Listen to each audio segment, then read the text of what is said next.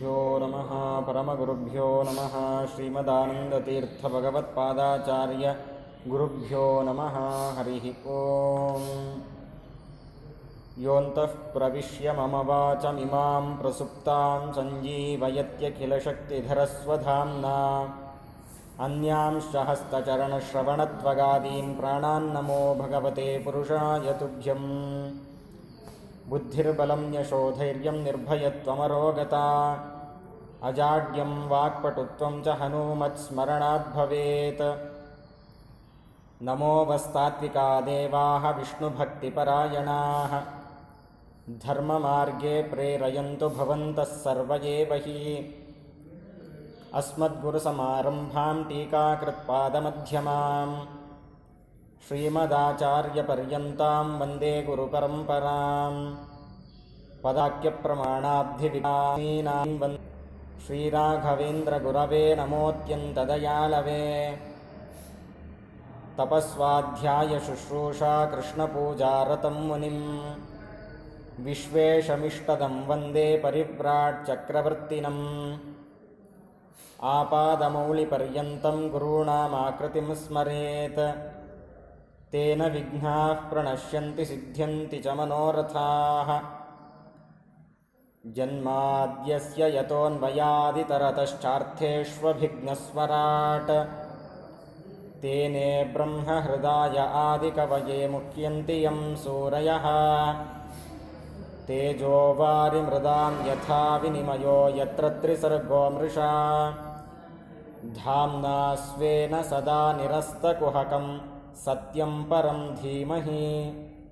ಶ್ರೀ ಗುರುಭ್ಯೋ ನಮಃ ಹರಿ ಓಂ. ಸ್ವಸ್ತ್ಯಸ್ತು ಸತಾಂ. ಕಂಸನ ಸಂಹಾರವನ್ನು ಮಾಡುವ ಸಂದರ್ಭದಲ್ಲಿ ಪರಮಾತ್ಮ ಮನುಷ್ಯರಿಗೆ ನಾನಾ ರೀತಿಯಾಗಿರತಕ್ಕಂತಹ ಲೀಲೆಗಳನ್ನು ತೋರುವ ಮೂಲಕ ನಾವು ದೇವರಲ್ಲಿ ಭಕ್ತಿಯನ್ನು ಹೇಗೆ ಮಾಡಬೇಕು ಅನ್ನೋದನ್ನು ತೋರಿಸಿಕೊಟ್ಟಿದ್ದಾನೆ. ದೇವರಿಗೆ ಮಾಡುವಂತಹ ಏನೇನು ಸತ್ಕಾರಗಳಿದೆ, ಪೂಜೆಗಳಿದೆ, ಅದೆಲ್ಲವನ್ನೂ ಕೂಡ ಪರಮಾತ್ಮ ತನಗಾಗಿ ತಾನು ಸ್ವೀಕಾರ ಮಾಡದೆ ಭಕ್ತರಿಗೋಸ್ಕರ ಸ್ವೀಕಾರ ಮಾಡಿ ಅವರನ್ನು ಉದ್ಧಾರ ಮಾಡುತ್ತಾನೆ ಅನ್ನೋದಕ್ಕೆ ತ್ರಿವಕ್ರೆ ಸಾಕ್ಷಿಯಾಗಿದ್ದಾಳೆ. ಹಾಗಾಗಿ ಕಂಸನನ್ನು ಸಂಹಾರ ಮಾಡಿದ ಪರಮಾತ್ಮ ನಾನು ಮಾರನೆಯ ದಿವಸ ಅವಳ ಮನೆಗೆ ಬರುತ್ತೇನೆ ಅಂಥೇಳಿ ಮಾತು ಕೊಟ್ಟಿದ್ದ. ಅದರಂತೆ ಪರಮಾತ್ಮ ಭಕ್ತೆಯಾಗಿರತಕ್ಕಂತಹ ತ್ರಿವಕ್ರೆಯ ಮನೆಗೆ ಹೋಗಿ ಅವಳ ಆತಿಥ್ಯವನ್ನು, ಭಕ್ತಿಯನ್ನು ಪರಮಾತ್ಮ ತಾನು ಸ್ವೀಕಾರ ಮಾಡಿ ಅನುಗ್ರಹವನ್ನು ಮಾಡಿದ್ದಾನೆ. ಹೀಗಿದ್ದಾಗ ಪರೀಕ್ಷಿದ್ರಾಜರು ಪ್ರಶ್ನೆಯನ್ನು ಮಾಡ್ತಾ ಇದ್ದಾರೆ. ಬಲರಾಮ ದೇವರು ರೇವತಿಯನ್ನು ವಿವಾಹವನ್ನು ಮಾಡಿಕೊಂಡಿದ್ದಾರೆ. ಈ ಕಥೆಯನ್ನು ನಂತರದಲ್ಲಿ ಕೃಷ್ಣ ಪರಮಾತ್ಮ ರಾಕ್ಷಸ ವಿಧಾನದಿಂದ ರುಕ್ಮಿಣಿಯನ್ನು ತಾನು ವಿವಾಹ ಆಗಿದ್ದಾನೆ ಅಂತ ತಿಳಿಸಿದ್ದಾರೆ. ಹಾಗಾಗಿ ಎರಡು ವಿಷಯಗಳನ್ನು ನಿರೂಪಣೆ ಮಾಡಬೇಕು ಅಂತ ಕೇಳಿದಾಗ ಶುಕಾಚಾರ್ಯರು ಕೃಷ್ಣನ ವಿವಾಹದ ಮಹೋತ್ಸವದ ಕಲ್ಯಾಣದ ಘಟ್ಟವನ್ನು ನಿರೂಪಣೆಯನ್ನು ಮಾಡ್ತಾ ಇದ್ದಾರೆ. ರಾಜಾಸೀತ್ ಭೀಷ್ಮಕೋ ನಾಮ ವಿದರ್ಭಾಧಿಪತಿರ್ಮಹಾನ್ ತಸ್ಯ ಪಂಚಾಭವನ್ ಪುತ್ರಾಃ ಕನ್ಯೀಕಾಚ ವರಾನನ. ಭೀಷ್ಮಕ ಅಂತ ವಿದರ್ಭ ದೇಶದಲ್ಲಿ ಒಬ್ಬ ರಾಜ. ಅವನಿಗೆ 5 ಜನ ಗಂಡು ಮಕ್ಕಳು, ರುಕ್ಮಾಲಿ, ರುಕ್ಮಾಗ್ರಜ, ಹೀಗೆ 5 ಜನ, ರುಕ್ಮರಥ ಅಂಥೇಳಿ 5 ಜನ ಗಂಡು ಮಕ್ಕಳಿದ್ದಾರೆ. ಕನ್ಯೀಕಾಚ ವರಾನನ, ಒಬ್ಬಳು ಹೆಣ್ಣು ಮಗಳು, ಅವಳನ್ನೇ ರುಕ್ಮಿಣಿ ಅಂತ ಕರೀತಾರೆ. ಹೀಗಿರಬೇಕಾದಾಗ ಅವಳು ಬೆಳೆದು ದೊಡ್ಡವಳಾಗಿದ್ದಾಳೆ. ಆ ರುಕ್ಮಿಣಿಯನ್ನು ತನ್ನ ಅಣ್ಣನಾಗಿರ್ತಕ್ಕಂಥ ರುಗ್ಮ ಶಿಶುಪಾಲನೆಗೆ ಕೊಡಬೇಕು ಅಂತ ಅಪೇಕ್ಷೆ ಪಡ್ತಾ ಇದ್ದಾನೆ. ಇದು ಅವನ ಸ್ವಂತ ತೀರ್ಮಾನ ಅಲ್ಲ. ಜರಾಸಂಧ ಮುಂತಾದವರೆಲ್ಲ ಅವನಿಗೆ ಬುದ್ಧಿಯನ್ನು ತುಂಬಿ ಈ ರೀತಿ ಮಾಡಿದ್ದಾರೆ. ಸ್ವಯಂ ದುಷ್ಟ, ಅದರ ಜೊತೆಗೆ ದುಷ್ಟರ ಸಹವಾಸ ಬೇರೆ ಸೇರಿದೆ. ಹಾಗಾಗಿ ಸಾಕ್ಷಾತ್ ಲಕ್ಷ್ಮಿಯಾಗಿರತಕ್ಕಂಥ ರುಕ್ಮಿಣಿಯನ್ನು ಶಿಶುಪಾಲನೆಗೆ ಕೊಡಬೇಕು ಅಂಥೇಳಿ ಪ್ರಯತ್ನ ಮಾಡ್ತಾ ಇದ್ದಾನೆ. ಆದರೆ ರುಕ್ಮಿಣಿಗೆ ಮಾತ್ರ ನಾನು ಕೃಷ್ಣನನ್ನೇ ಮದುವೆ ಆಗಬೇಕು ಅಂಥೇಳಿ ಅಪೇಕ್ಷೆ ಇದೆ. ಆದರೆ ವಿದರ್ಭ ರಾಜ ಅಂದರೆ ಭೀಷ್ಮ ಯಾರಿಗಾದರೂ ಆಗ್ಬೋದು. ಕೃಷ್ಣನಿಗೆ ಕೊಟ್ಟರೂ ನನಗೆ ಯಾವ ಅಡ್ಡಿ ಇಲ್ಲ, ಶಿಶುಪಾಲನಿಗೆ ಕೊಟ್ಟರು ಕೂಡ ರುಕ್ಮಿಣಿಯನ್ನು ನಾನು ಯಾವುದೇ ತಕರಾರಿಲ್ಲ, ಇಬ್ಬರಲ್ಲಿ ಯಾರಾದರೂ ಮದುವೆ ಆಗ್ಬೋದು ಅಂತೇಳಿ ತಟಸ್ಥನಾಗಿದ್ದಾನೆ ತಂದೆ. ಇಂತಹ ಪರಿಸ್ಥಿತಿಯಲ್ಲಿ ರುಕ್ಮಿಣೀ ದೇವಿ ಪರಮಾತ್ಮನಿಗೆ ತನ್ನ ಮನದ ಇಂಗಿತವನ್ನು ನಿವೇದಿಸಿಕೊಳ್ತಾಳೆ. ಈ ಸಂದರ್ಭದಲ್ಲಿ ಒಂದು ಪ್ರೇಮ ಪತ್ರವನ್ನು ಒಬ್ಬ ಬ್ರಾಹ್ಮಣರ ಮೂಲಕ ಕೃಷ್ಣನಿಗೆ ತಲುಪಿಸ್ತಾಳೆ. ಈ ಕಥೆ ಸಾಮಾನ್ಯವಾಗಿ ನಾವು ಕೇಳಿರುವಂಥದ್ದು. ಹಾಗಾದರೆ ಇದು ಕೃಷ್ಣ ಯಾರದ್ದೋ ಒಂದು ಪ್ರೇಮ ಸಂದೇಶ, ಕೃಷ್ಣನನ್ನು ಪ್ರೀತಿ ಮಾಡಿದ್ದಾಳೆ, ಕೃಷ್ಣನ ಗುಣಗಳು ಅವಳಿಗೆ ಹಿಡಿಸಿದೆ, ಆ ವ್ಯಕ್ತಿಯನ್ನು ಪ್ರೀತಿ ಮಾಡಿದ್ದಾಳೆ. ಆ ಪ್ರೀತಿ ಮಾಡಿದ ವ್ಯಕ್ತಿ ಈ ವಿಚಾರಗಳು ಅದನ್ಯಾಕೆ ನಾವು ಕೇಳಬೇಕು? ಹಾಗಾದರೆ ಇವತ್ತಿನ ಕಾಲದಲ್ಲಿ ಯಾರಾದರೂ ಪ್ರೀತಿ ಮಾಡ್ತಾರೆ, ಒಂದು ಪ್ರೇಮ ಪತ್ರ ಬರೆದಿದ್ದಾರೆ ಅಂತಂದರೆ ಅದೇನೋ ಮಾಡಬಾರದ ಅಪರಾಧವನ್ನು ಅವರು ಮಾಡಿದ್ದಾರೆ ಅನ್ನೋ ರೀತಿಯಲ್ಲಿ ನಮ್ಮ ಪ್ರವೃತ್ತಿ ಇರುತ್ತೆ. ಅಂಥದ್ರಲ್ಲಿ ಸಾಕ್ಷಾತ್ ರುಕ್ಮಿಣಿ ಅದು ಕೃಷ್ಣನಿಗೆ ಪ್ರೇಮ ಪತ್ರ ಬರೆದಿದ್ದಾಳೆ. ಜೊತೆಗೆ ಕೃಷ್ಣ ಹೇಗೆ ಮದುವೆ ಮಾಡಿಕೊಂಡಿದ್ದಾನೆ? ರಾಕ್ಷಸೇನ ವಿಧಿನ, ಅಂದರೆ ಅಪಹರಣ ಮಾಡಿಕೊಂಡು ಮದುವೆ ಆಗಿದೆ. ಇವತ್ತು ಯಾರಾದರೂ ಪ್ರೀತಿ ಮಾಡಿ ಓಡೋದ್ರೆ ಅವ್ರನ್ನ ಬೈಕೊಳ್ತಾರೆ. ಕೃಷ್ಣನ ಕಥೆಯನ್ನು ನಾವು ಗಲ್ಲಗಳನ್ನು ಬಡಿದುಕೊಂಡು ಕೇಳ್ತಾ ಇದ್ದೀವಿ. ಹಾಗಾದರೆ ಇದರಲ್ಲಿ ಏನು ಅಂದರೆ ಸಮಾಜಕ್ಕೆ ಕೃಷ್ಣನಿಂದ ದೊರೆತಕ್ಕಂತಹ ಸಂದೇಶ ಆದರೂ ಏನು? ಅಂದರೆ ಯಾರು ಬೇಕಾದರೂ ಯಾರನ್ನು ಮದುವೆ ಆಗ್ಬೋದು, ಅವಳು ಇನ್ಯಾರ್ದೋ ಜೊತೆ ಮದುವೆ ಏರ್ಪಾಡಾಗಿದ್ದರೂ ಕೂಡ ಅವಳನ್ನು ಕಲ್ಯಾಣ ಮಂಟಪದಿಂದ ಅಪಹರಣ ಮಾಡ್ಕೊಂಡು ಬರಬಹುದು ಅನ್ನೋ ಸಂದೇಶವನ್ನು ಕೊಟ್ಟಂತೆ ಆಗತ್ತಲ್ವಾ ಅನ್ನೋ ಸಂಶಯಗಳು ಬರುತ್ತೆ.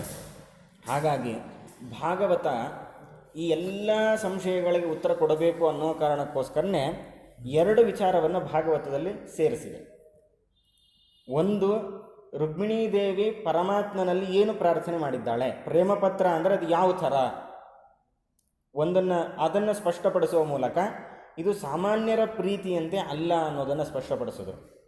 ಇನ್ನೊಂದು, ಇವರ ಪ್ರೀತಿ ಈ ಘಟನೆಗಳು, ಈ ಪ್ರಸಂಗಗಳೆಲ್ಲವೂ ಕೂಡ ಅಸಹ್ಯಕರವಾದದ್ದು ಅನ್ನೋದಾಗಿದ್ದರೆ ರುಕ್ಮಿಣಿ ತಾನೇನು ಮಾಡ್ತಾ ಇದ್ಲು, ಅವಳೇ ಸ್ವಯಂ ತಾನೇ ಹೋಗಿ ಕೃಷ್ಣನಿಗೆ ಕೊಡ್ತಾ ಇದ್ಲು, ಯಾರು ಓದಬಾರದು ಅನ್ನೋ ಕಾರಣಕ್ಕೋಸ್ಕರ. ಆದರೆ ರುಕ್ಮಿಣಿ ಏನು ಮಾಡ್ತಾಳೆ, ಒಬ್ಬ ಬ್ರಾಹ್ಮಣನನ್ನು ಕರೆದು ಆ ಬ್ರಾಹ್ಮಣನ ಮೂಲಕ ಪತ್ರವನ್ನು ಕೃಷ್ಣನಿಗೆ ತಲುಪುವಂತೆ ಮಾಡ್ತಾಳೆ. ಕೃಷ್ಣ ಅದನ್ನು ತಗೊಳ್ಳೋವಾಗ ತಾನೇ ತೆಗೆದು ಓದಲ್ಲ, ಆ ಬ್ರಾಹ್ಮಣನ ಮುಖದಿಂದಲೇ ಆ ಪತ್ರವನ್ನು ಓದಿಸ್ತಾನೆ. ಅಂದರೆ ಇಷ್ಟನ್ನು ಗಮನಿಸಿದಾಗ ಅತ್ಯಂತ ರಹಸ್ಯವಾದದ್ದು ಅಥವಾ ಅಸಹ್ಯವಾದ ವಿಚಾರಗಳು ಇತ್ತು ಅಂತಾಗಿದ್ದರೆ ಅದನ್ನು ಕೃಷ್ಣ ತಾನೇ ಸ್ವಯಂ ಕದ್ದು ಮುಚ್ಚಿ ಓದ್ತಾ ಇದ್ದ, ಅಂದರೆ ರಹಸ್ಯದಲ್ಲಿ ಏಕಾಂತದಲ್ಲಿ ಓದ್ತಾ ಇದ್ದ, ಹೊರತು ಮುಖದಿಂದಲೇ ಅದನ್ನು ಓದಿಸ್ತಾ ಇರಲಿಲ್ಲ. ಹಾಗಾದರೆ ಕೃಷ್ಣ ಪರಮಾತ್ಮ ಈ ರೀತಿ ನಡೆದುಕೊಳ್ಳುವ ಮೂಲಕ ಇಲ್ಲಿರತಕ್ಕಂಥ ಪತ್ರ ಇದು ಯಾವುದೋ ಅಸಹ್ಯವಾದ ಪತ್ರ ಅಲ್ಲ, ಯಾವುದೋ ರಹಸ್ಯದಲ್ಲಿ ಓದಬೇಕಾಗಿರತಕ್ಕಂಥ ಪತ್ರವೂ ಅಲ್ಲ. ಎಲ್ಲರೂ ಈ ರೀತಿ ದೇವರಲ್ಲಿ ಪ್ರಾರ್ಥನೆ ಮಾಡಲೇಬೇಕು ಅನ್ನೋದನ್ನು ಜಗತ್ತಿಗೆ ತಿಳಿಸ್ಲಿಕ್ಕೇನೆ ಆ ಪತ್ರದಲ್ಲಿರತಕ್ಕಂಥ ವಿಚಾರವನ್ನು ಭಾಗವತ ನಮಗೆ ಸಂಗ್ರಹ ಮಾಡಿ ಕೊಟ್ಟಿದೆ. ಬ್ರಾಹ್ಮಣನ ಮೂಲಕ ಕಳಿಸಿದ್ದೂ ಅದನ್ನೇ, ಪರಮಾತ್ಮ ಬ್ರಾಹ್ಮಣದಿಂದಲೇ ಓದಿಸಿದ್ದು ಅದೇ ಕಾರಣಕ್ಕಾಗಿ. ಹಾಗಾಗಿ ಇಷ್ಟನ್ನು ಅರ್ಥ ಮಾಡಿಕೊಂಡು ಪ್ರೇಮ ಪತ್ರ ಅಂದರೆ ಅದು ಏನು, ಯಾರು ಯಾರಿಗೆ ಕಳಿಸಿದ್ದಾರೆ, ಇದನ್ನು ನಾವು ಅರ್ಥ ಮಾಡಿಕೊಳ್ಬೇಕು. ಹಾಗಾದರೆ ಇಲ್ಲಿ ಪ್ರಸಂಗವನ್ನು ಗಮನಿಸಿದಾಗ ಆಚಾರ್ಯರು ತಾತ್ಪರ್ಯ ನಿರ್ಣಯದಲ್ಲಿ ಒಂದು ಮಾತನ್ನು ಹೇಳ್ತಾರೆ. ದೇವತಾ ಕಥೆಗಳನ್ನು ಕೇಳೋವಾಗ, ಭಗವದ್ಭಕ್ತರ ಚರಿತ್ರೆಗಳನ್ನು ಶ್ರವಣ ಮಾಡೋವಾಗ ನಮ್ಮ ಮನಸ್ಥಿತಿ ಹೇಗಿರಬೇಕು ಅಂದರೆ, ಇದು ಏನೋ ಆಗಿನ ಕಾಲದಲ್ಲಿ ನಡೆದ ಘಟನೆಗಳನ್ನು ಮಾತ್ರ ತಿಳಿಸ್ತಾ ಇದೆ ಅಂತ ಈ ಭಾವನೆ ನಮಗಿರಬಾರದು. ಇದೊಂದೇ ಭಾವನೆ ಇರಬಾರದು. ಇದರ ಜೊತೆಗೆ ನಾವು ಮನನ ಮಾಡಲೇಬೇಕಾದ ಅಂಶಗಳನ್ನು ಆ ಪ್ರಸಂಗಗಳ ಮೂಲಕ ನಮಗೆ ತಿಳಿಸಿಕೊಡ್ತಾನೆ. ಅಂದರೆ ಆ ಒಂದು ಪಾತ್ರ, ಆ ಪಾತ್ರದಿಂದ ಆಗಿರತಕ್ಕಂಥ ಘಟನೆಗಳು ಅದು ನಮ್ಮ ಜೀವನದಲ್ಲಿ ಆದರೆ, ಆ ಪಾತ್ರ ಆ ಸ್ಥಾನದಲ್ಲಿ ನಾವೇ ಇದ್ದರೆ, ಆ ಘಟನೆಗಳು ನಮ್ಮ ಜೀವನದಲ್ಲಿ ನಡೆದಾಗ ನಾವು ಹೇಗೆ ನಡೆದುಕೊಳ್ಳಬೇಕು, ಹೇಗೆ ನಡೆದುಕೊಳ್ಳಬಾರದು, ಯಾವುದನ್ನು ನಾವು ಸರಿಯಾಗಿ ಅರ್ಥ ಮಾಡಿಕೊಳ್ಬೇಕು, ಯಾವುದನ್ನು ಆ ವಿಚಾರಗಳನ್ನು ಬಿಟ್ಟು ಬಿಡಬೇಕು, ಇದನ್ನು ತಿಳಿಸ್ಲಿಕ್ಕೆ ಈ ಅಭಿಪ್ರಾಯದಲ್ಲೂ ಕೂಡ ನಾವು ಪುರಾಣಗಳನ್ನು ಮನನ ಮಾಡಬೇಕು. ಹಾಗಾದರೆ ಈ ಪ್ರಸಂಗವನ್ನು ರುಕ್ಮಿಣೀ ದೇವಿ ಪರಮಾತ್ಮನಿಗೆ ಪತ್ರವನ್ನು ಬರೆದಿದ್ದಾಳೆ, ಅವಳ ಮದುವೆ ಸಿದ್ಧತೆಗಳು ನಡೀತಾ ಇದೆ, ಕೃಷ್ಣ ಅವಳನ್ನು ಅಪಹರಣ ಮಾಡಿಕೊಂಡು ಹೋಗಿದ್ದಾನೆ, ಇದೆಲ್ಲ ವಿಚಾರಗಳನ್ನು ನಮ್ಮ ಜೀವನಕ್ಕೆ ನಾವು ಅಳವಡಿಸಿಕೊಂಡಾಗ ಏನು ಸಂದೇಶವನ್ನು ಕೊಡ್ತಾ ಇದೆ ಅಂತಂದರೆ, ಹಾಗಾದರೆ ರುಕ್ಮಿಣಿ ವಿವಾಹ ಇದು ಕಲ್ಯಾಣ. ಇದರಲ್ಲಿ ನಾವು ಮೊದಲನೇದಾಗಿ ಅನುಸಂಧಾನ ಮಾಡಬೇಕಾಗಿರೋದು ಈಗ ಅವರಿಬ್ಬರು ಮದುವೆ ಆಗ್ತಾ ಇದ್ದಾರೆ ಅಂತ ಅಲ್ಲ. ಅವರ ಅನಾದಿ ದಂಪತಿಗಳಾದ್ದರಿಂದ ಅವರು ಈಗ ಮದುವೆ ಆಗ್ತಾ ಇರುವಂಥದ್ದಂತೂ ಖಂಡಿತ ಅಲ್ಲ. ಅದರ ಜೊತೆಗೆ ಇನ್ನೊಂದು ನಾವು ಅರ್ಥ ಮಾಡಿಕೊಳ್ಬೇಕು, ಸಮುದ್ರದ ಮಥನದ ಸಂದರ್ಭದಲ್ಲೂ ಇದನ್ನು ನಾವು ಮನನ ಮಾಡಿದ್ವಿ. ಏನಂತ, ಲಕ್ಷ್ಮೀದೇವಿ ಬಂದಿದ್ದಾಳೆ, ತಾನು ಮಾಲೆಯನ್ನು ಹಿಡಿದುಕೊಂಡು ಕೃಷ್ಣನ ಕೊರಳಿಗೆ ಮಾಲೆ ಹಾಕಬೇಕು ಅಂತ ತಾನು ಬರ್ತಾ ಇದ್ದಾಳೆ. ಆದರೆ ಎಲ್ಲ ರಾಕ್ಷಸರು ಕೂಡ ನನ್ನ ಕೊರಳಿಗೆ ಹಾಕಲಿ ಅಂಥೇಳಿ ತಮ್ಮ ತಲೆಯನ್ನು ಮುಂದೆ ಮಾಡಿದ್ದಾರೆ. ಆದರೆ ಯಾರ ಕೊರಳಿಗೂ ಮಾಲೆ ಹಾಕದೆ ಪರಮಾತ್ಮನ ಕೊರಳಿಗೆ ಲಕ್ಷ್ಮೀದೇವಿ ತಾನು ಮಾಲೆಯನ್ನು ಹಾಕಿ ನಾನು ಪರಮಾತ್ಮನನ್ನೇ ಬರೆಸೋದು ಅಂತ ತೋರಿಸಿಕೊಟ್ಟಿದ್ದಾಳೆ. ಹಾಗಾದರೆ ಇದು ನಿಜವಾದ ಕಲ್ಯಾಣ. ಅಂದರೆ ನಾವು ಗಳಿಸಿದ ಹಣ ಲಕ್ಷ್ಮೀದೇವಿ ಅಂತಂದರೆ ಅದು ಹಣದ ಅಭಿಮಾನಿ ಅಂತ ನಾವು ಅಂಗೀಕಾರ ಮಾಡ್ತೀವಿ. ಸಂಪತ್ತಿನ ಅಭಿಮಾನಿನಿ ಲಕ್ಷ್ಮಿ. ಆದರೆ ಸಂಪತ್ತಿಗೆ ಮಾತ್ರ ಅಲ್ಲ, ನಮ್ಮ ಮಾತು, ನಮ್ಮ ವಿದ್ಯೆ ಎರಡಕ್ಕೂ ಲಕ್ಷ್ಮೀದೇವಿ ಅಭಿಮಾನಿ. ಹಾಗಾದರೆ ನಾವು ಸಂಪಾದನೆ ಮಾಡಿರತಕ್ಕಂಥ ಹಣ ಆಗಿರಬಹುದು, ನಾವು ಮಾತಾಡುವ ಮಾತಾಗಿರಬಹುದು, ನಾವು ಸಂಪಾದನೆ ಮಾಡಿರತಕ್ಕಂಥ ವಿದ್ಯೆ ಆಗಿರಬಹುದು, ಈ ಮೂರು ಯಾರಿಗೆ ಸೇರಬೇಕು? ಯಾರಿಗೆ ಸೇರಿದಾಗ ಇದು ಸಾರ್ಥಕತೆ ಆಗತ್ತೋ ಅಂಥಲ್ಲಿ ಸೇರಬೇಕು. ಈ ಪ್ರಸಂಗ ಏನಿದೆ, ತನ್ನ ಅಣ್ಣ ಶಿಶುಪಾಲನಿಗೆ ರುಕ್ಮಿಣಿಯನ್ನು ಕೊಡಬೇಕು ಅಂತ ಅಪೇಕ್ಷೆ ಪಡ್ತಾ ಇದ್ದಾನೆ. ಅಪ್ಪನಿಗೆ ಉದಾಸೀನ, ಯಾರಾದರೂ ಆಗಬಹುದು ಅಂತ. ಸ್ವಯಂ ರುಕ್ಮಿಣಿ ತಾನು ಕೃಷ್ಣನನ್ನೇ ಮದುವೆ ಆಗಬೇಕು ಅಂತ. ಹೀಗೆ ಮೂರು ರೀತಿಯ ಭಾವನೆಗಳಿರತಕ್ಕಂಥ ಮನಸ್ಥಿತಿ, ಪರಿಸ್ಥಿತಿ. ಲಕ್ಷ್ಮಿ ಅಂತಂದರೆ ಮಾತು, ಸಂಪತ್ತು, ವಿದ್ಯೆ. ಆ ಮೂರು ಏನು, ಅದು ಸ್ವಯಂ ಆ ಮೂರು ಏನು ಅಂದ್ಕೊಳ್ತಾ ಇದೆ, ನಾನು ಯಾವಾಗಲೂ ದೇವರ ವಿಷಯದಲ್ಲಿ ಮೀಸಲಾಗಿರಬೇಕು, ದೇವರಿಗಾಗಿ ನಾನು ಮೀಸಲಾಗಿರಬೇಕು ಅಂತ. ಆದರೆ ದೇಹದಲ್ಲಿರತಕ್ಕಂಥ ಜೀವ ಇದ್ದಾನಲ್ಲ, ಅಂದರೆ ಒಂದು ತಂದೆ ಭೀಷ್ಮಕ, ಹೀಗೂ ಆಗ್ಬೋದು ಹಾಗೂ ಆಗ್ಬೋದು. ಕೆಲವೊಂದು ಸಲ ನಾವು ಮಜಾ ಮಾಡಲಿಕ್ಕೂ ದುಡ್ಡನ್ನು ಉಪಯೋಗಿಸ್ಕೊಳ್ತೀವಿ, ನಮ್ದು ಏನೇನೋ ಬೇರೆ ಬೇರೆ ವಿಲಾಸ ಜೀವನವನ್ನು ನಡೆಸಲಿಕ್ಕೆ. ಕೆಲವೊಂದು ಸಲ ಧರ್ಮ ಕಾರ್ಯಗಳಿಗೂ ಹಣವನ್ನು ಅಪೇಕ್ಷೆ ಅಂದರೆ ವಿನಿಯೋಗ ಮಾಡ್ತೀವಿ. ಭೀಷ್ಮಕ ಹೇಗೆ ಶಿಶುಪಾಲನಿಗೆ ಕೊಟ್ಟರೂ ನನಗೆ ಒಪ್ಪಿಗೆ ಇದೆ, ಕೃಷ್ಣ ಮದುವೆ ಆದರೂ ನನಗೆ ಯಾವ ಅಭ್ಯಂತರ ಇಲ್ಲ ಅಂತ ಹೇಳ್ದ. ಹಾಗೆ ಜೀವ ಏನು ಮಾಡ್ತಾನೆ, ತನ್ನಲ್ಲಿರತಕ್ಕಂಥ ಮಾತು, ತನ್ನಲ್ಲಿರತಕ್ಕಂಥ ಸಂಪತ್ತು, ತನ್ನಲ್ಲಿರತಕ್ಕಂಥ ವಿದ್ಯೆ, ಇವು ಮೂರನ್ನು ಕೆಲವೊಂದು ಸಲ ಬೇರೆ ಬೇರೆದಕ್ಕೂ ಉಪಯೋಗ ಮಾಡ್ತಾನೆ, ಕೆಲವೊಂದು ಸಲ ದೇವತಾ ಕಾರ್ಯಗಳಿಗೂ ಅದನ್ನು ಉಪಯೋಗ ಮಾಡ್ತಾನೆ. ಆದರೆ ಈ ರೀತಿ ಆಗಬಾರದು. ಇನ್ನೊಬ್ಬ ಇದ್ದಾನೆ, ಯಾರು? ರುಗ್ಮಿ, ಅಂದರೆ ಕೆಟ್ಟ ಬುದ್ಧಿ. ನಮ್ಮಲ್ಲಿ ಇರತಕ್ಕಂಥ ನಾನಾ ರೀತಿಯ ರಾಕ್ಷಸರು ಅವ್ರೇನು ಮಾಡ್ತಾರೆ, ಏನಾದರೂ ಇದು ಕೃಷ್ಣನಿಗೆ ಸಲ್ಲಬಾರದು. ಹಾಗಾದರೆ ನಮ್ಮ ಮಾತು, ವಿದ್ಯೆ, ಹಣ ಇದೆಲ್ಲ ಇನ್ನೊಬ್ಬರನ್ನು ಬಡೀಲಿಕ್ಕೆ ಇರಬೇಕು, ಇನ್ನೊಬ್ಬರನ್ನ ನಮ್ಮ ಅಧೀನದಲ್ಲಿ ಇಟ್ಕೊಳ್ಳಿಕ್ಕೆ ಇರಬೇಕು. ನಾವೇ ಯಾವಾಗಲೂ ಎತ್ತರದಲ್ಲಿರಬೇಕು. ಏನಾದರೂ ಒಳ್ಳೆಯ ಕಾರ್ಯಗಳಿಗೆ ಇದು ಉಪಯೋಗ ಆಗಬಾರದು ಅಂತ ಕಟಿಬದ್ಧರಾಗಿರ್ತಾರೆ. ನಮ್ಮಲ್ಲಿ ನಿಂತು ಪ್ರೇರಣೆಯನ್ನು ಮಾಡ್ತಾರೆ. ಇಂಥ ಸಂದರ್ಭದಲ್ಲಿ ಏನು ಮಾಡಬೇಕು, ನಮ್ಮ ಮಾತು ಆಗಲಿ, ನಮ್ಮ ವಿದ್ಯೆ ಆಗಿರಲಿ, ನಮ್ಮ ಹಣ ಆಗಿರಲಿ, ಇದೆಲ್ಲ ಯಾರನ್ನು ಅಪೇಕ್ಷೆ ಪಡಬೇಕು? ಕೃಷ್ಣನನ್ನು ಅಪೇಕ್ಷೆ ಪಡಬೇಕು. ಹಾಗಾದರೆ ಕೃಷ್ಣನನ್ನು ಯಾಕೆ ಅಪೇಕ್ಷೆ ಪಡಬೇಕೋ ಅವನೇ ರಕ್ಷಣೆ ಮಾಡಬೇಕು. ಅದಕ್ಕೆ ಕೃಷ್ಣನಿಗೆ ರುಕ್ಮಿಣೀ ದೇವಿ ಪತ್ರವನ್ನು ಬರೀತಾಳೆ. ಪತ್ರದಲ್ಲಿ ಏನಿದೆ ಆಶ್ಚರ್ಯ ಅನಿಸುತ್ತೆ. ಪತ್ರದಲ್ಲಿ ಇರುವಂಥದ್ದು ಕೇವಲ 9 ಶ್ಲೋಕ. ಶ್ರುತ್ವಾ ಗುಣಾನ್ ಭುವನ ಸುಂದರ ಮಂಗಲಂ ಸಂಗಮಾಂಸ್ತೆ ನಿರ್ವಿಶ್ಯ ಕರ್ಣವಿವರಂ ಹರತೋಂಗತಾಪಂ ರೂಪಂ ಪರಂ ಭುವನ ಮಂಗಳ ಮಂಗಲಂತೆ ತ್ವಯ್ಯಚ್ಯುತಾ ವಿಶತಿ ಚಿತ್ತಂ ಅಪತ್ರಪಮ್ಯೆ ಅಂತ ಹೇಳ್ತಾ ಇದ್ದಾಳೆ. ಇದನ್ನು ನೋಡಿದಾಗ ಒಬ್ಬ ಹೆಣ್ಣುಮಗಳು ಪ್ರೇಮಪತ್ರವನ್ನು ಬರೆದಿದ್ದಾಳೆ ಅಂತ ಇಷ್ಟೇ, ಏನೋ ಒಂದು ಅಸಹ್ಯವಾದ ವಿಷಯ ಅಂತ ಅನಿಸುತ್ತೆ. ಸಾಮಾನ್ಯ ಒಂದು ಲವ್ ಲೆಟರ್ ಅಂತ ಕೇಳಿದಾಗ ನಮ್ಮ ಭಾವನೆ ಹೇಗೆ ಬರುತ್ತೋ ಇದನ್ನು ಆ ರೀತಿ ನೋಡೋದಲ್ಲ. ಇಲ್ಲಿ 9 ಶ್ಲೋಕಗಳಿಂದ ನಮಗೇನು ಮಾಡ್ತಾ ಇದ್ದಾಳೆ, ನವವಿಧ ಭಕ್ತಿಯ ಬಗ್ಗೆ ರುಕ್ಮಿಣೀ ದೇವಿ ತೋರಿಸಿಕೊಡ್ತಾ ಇದ್ದಾಳೆ.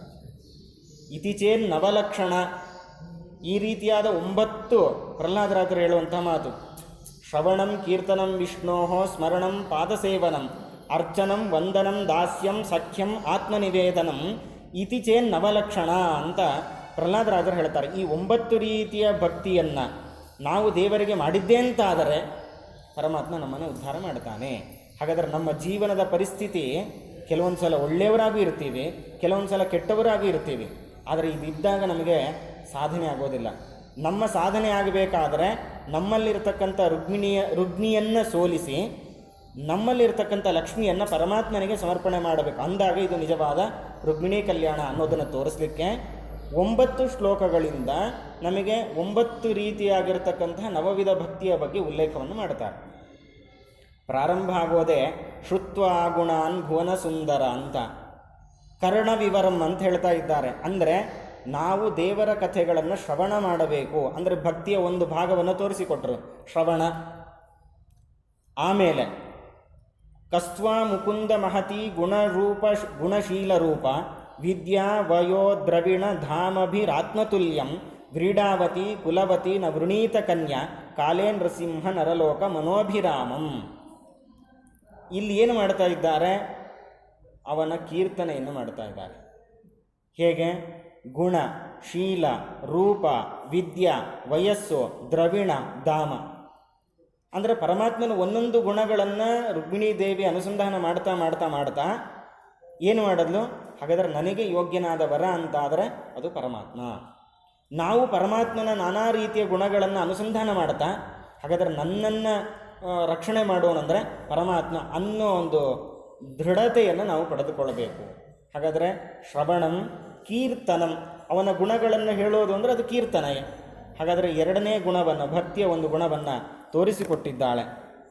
ಆಮೇಲೆ ಸತ್ವಂ ಮಯಾಪಿ ಅಭಿವೃತಃ ಪತಿರಿಂದಿರಾಯಾಃ ಭಕ್ತಪ್ರಿಯಃ ಕೃಪಣ ಲೋಕ ಶರಣ್ಯ ಈಶಃ ಮತ್ವಾ ಏತತ್ ಅಂಗ ತವ ಪಾದ ಸರೋಜ ದಾಸ್ಯಾಃ ಕಾಮಂ ಕುರು ಪ್ರಿಯತಮ ಪ್ರಣತಾಸ್ಮಿ ತೇಂಘ್ರಿಂ.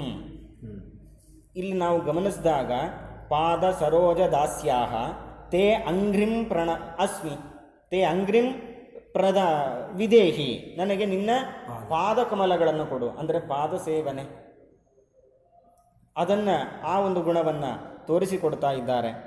ಆಮೇಲೆ ತನ್ಮೇ ಭವಾನ್ ಖಲು ವೃತಃ ಪತಿರಂಗಜಾಯ ಆತ್ಮಾರ್ಪಿತಶ್ಚ ಭವತೋತ್ರ ವಿಭೋ ವಿಧೇಹಿ ಮಾ ವೀರಭಾಗಂ ಅಭಿಮರ್ಷತು ಚೈದ್ಯ ಆರಾತ್ ಗೋಮಾಯುವನ್ ಮೃಗಪತೇ ಬಲಿಂ ಅಂಬುಜಾಕ್ಷ. ಅಂಬುಜಾಕ್ಷ ಕಮಲ ನಯನ ಪರಮಾತ್ಮ, ನನ್ನನ್ನು ನಿನ್ನ ಹೆಂಡತಿಯನ್ನಾಗಿ ಮಾಡಿಕೊ. ಜಾಯಾಂ ವಿಧೇಹಿ, ಜಾಯ ಅಂದ್ರೇನು ಹೇಳಬೇಕಾದಾಗ ಸಖಾ ಸಪ್ತಪದಿ ಭವ ಅಂತ ಹೇಳ್ತಾರೆ. ಆ ಏನು ಸಪ್ತಪದಿಯನ್ನು ತುಳಿಯುವಾಗ ಸಖಾ ಅನ್ನೋ ಶಬ್ದದಿಂದಲೇ ಸಂಬೋಧನೆ ಮಾಡೋದು ಹೆಂಡತಿಯನ್ನು. ಅಂದರೆ ಹೆಂಡತಿ ಅಂದರೆ ಅವಳು ನನಗೆ ಸ್ನೇಹಿತೆ. ಹಾಗಾದರೆ ಸಖ್ಯಂ ಅಂತ ಏನು ಭಕ್ತಿಯ ಗುಣ ಇದೆ, ಅದನ್ನು ಜಾಯ ಅನ್ನೋ ಶಬ್ದದಿಂದ ತಿಳಿಸುವ ಮೂಲಕ ಸ್ನೇಹ ರೂಪವಾಗಿರ್ತಕ್ಕಂಥ ಭಕ್ತಿಯನ್ನು ಪರಮಾತ್ಮನಲ್ಲಿ ಮಾಡಬೇಕು. ಅಂದಾಗ ಪರಮಾತ್ಮ ನಮ್ಮನ್ನು ಉದ್ಧಾರ ಮಾಡ್ತಾನೆ. ಅದನ್ನು ತಿಳಿಸಿಕೊಟ್ಲು. ಇನ್ನು ಆತ್ಮ ನಿವೇದನಂ, ನನ್ನನ್ನೇ ನಾನು ನಿನಗೆ ಸಮರ್ಪಣೆ ಮಾಡಿಕೊಂಡು ಬಿಟ್ಟಿದ್ದೇನೆ. ಹಾಗಾದರೆ ಆತ್ಮನಿಗೆ ರೂಪವಾಗಿರತಕ್ಕಂಥ ಭಕ್ತಿಯನ್ನು ಮಾಡಿದ್ದೆ. ಇಷ್ಟು ಮಾಡಿದ ನನಗೆ ಅನುಗ್ರಹ ಮಾಡಬೇಕಲ್ವ? ಹಾಗಾದರೆ ಮಾಡು. ರುಕ್ಮಿಣೀ ದೇವಿ ತಾನು ಪ್ರತ್ಯೇಕವಾಗಿ ಮಾಡಬೇಕು ಅಂತಿಲ್ಲ, ಆದರೆ ನಾವು ಮಾಡಬೇಕು ಅನ್ನೋದನ್ನು ತೋರಿಸಿಕೊಡ್ತಾ ಇದ್ದಾಳೆ. ಹಾಗಾದರೆ ನವವಿಧ ಭಕ್ತಿಯಲ್ಲಿ ಒಂದೊಂದು ಗುಣಗಳನ್ನು ಕೂಡ, ಒಂದೊಂದು ಭಕ್ತಿಯನ್ನು ಕೂಡ ತೋರಿಸಿಕೊಡ್ತಾ ಇದ್ದಾಳೆ. ಹಾಗಾಗಿ ಇನ್ನೊಂದು ಭವತಃ ಅತ್ರ ವಿಭೋ ವಿದೇಹಿ, ಇದರ ಜೊತೆಗೆ ಒಂದು ಪ್ರಾರ್ಥನೆ ಮಾಡ್ತಾಳೆ. ನನ್ನ ಅಣ್ಣ ಇದ್ದಾನಲ್ಲ, ಅವನು ನನ್ನನ್ನು ಚೈದ್ಯನಿಗೆ ಕೊಡಬೇಕು ಅಂತ ಅಪೇಕ್ಷೆ ಪಡ್ತಾ ಇದ್ದಾನೆ. ಚೈದ್ಯ ಅಂತಂದರೆ ಶಿಶುಪಾಲ, ಅವನಿಗೆ ಕೊಟ್ಟರೆ ಏನಾಗತ್ತೆ? ರುಕ್ಮಿಣೀ ದೇವಿ ಹೇಳ್ತಾಳೆ, ಗೋಮಾಯುವನ್ ಮೃಗಪತೇಹೇ ಬಲಿಂ ಅಂಬುಜಾಕ್ಷ. ಯಾವ ಹೋಮಕ್ಕೆ ಅಂತ ಇಟ್ಟಿರತಕ್ಕಂತಹ ಆ ಹೋಮದ್ರವ್ಯವನ್ನು, ಪವಿತ್ರವಾದ ಆ ಹೋಮದ್ರವ್ಯವನ್ನು ಯಾರಿಗೆ ಕೊಡಬೇಕು?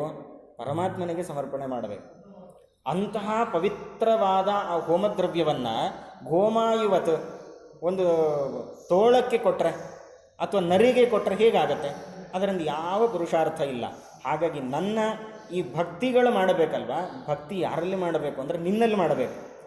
ನಾವು ಯಾರಲ್ಲೋ ಭಕ್ತಿ ಮಾಡ್ತೀವಿ ಅಂತಂದರೆ ಹೋಮದ್ರವ್ಯವನ್ನು ಹೇಗೆ ನಾಯಿ ಮುಂತಾದ ಅಶುದ್ಧ ಪ್ರಾಣಿಗಳಿಗೆ ಕೊಟ್ಟರೆ ಎಷ್ಟು ಪಾಪವೋ, ಹಾಗೆ ಇಂಥ ನಮ್ಮಲ್ಲಿರ್ತಕ್ಕಂಥ ಮಾತು, ವಿದ್ಯೆ, ಸಂಪತ್ತು ಯಾವುದೋ ಬೇರೆ ಕಾರಣಕ್ಕಾಗಿ ನಾವು ಉಪಯೋಗ ಮಾಡ್ತೀವಿ ಅಂತಂದರೆ ಅದು ಅಷ್ಟೇ ಅಶುದ್ಧವಾಗುತ್ತೆ. ಅನಿವಾರ್ಯವಾಗಿ ಅಂಥವಕ್ಕೆ ಖರ್ಚು ಮಾಡಬೇಕಾದಾಗ ಅದು ಶುದ್ಧ ಆಗಬೇಕು ಅಂತಾದರೆ ದೇವತಾ ಕಾರ್ಯಕ್ಕೂ ವಿನಿಯೋಗ ಮಾಡಬೇಕು ಅನ್ನೋದು ತಾತ್ಪರ್ಯ. ಈಗ ನಮ್ಮ ಜೀವನ ನಡೆಯಬೇಕು ಅಂತಾದರೆ ಲೌಕಿಕ ವ್ಯವಹಾರಗಳಿಗೂ ಹಣವನ್ನು ಬಳಸಬೇಕು.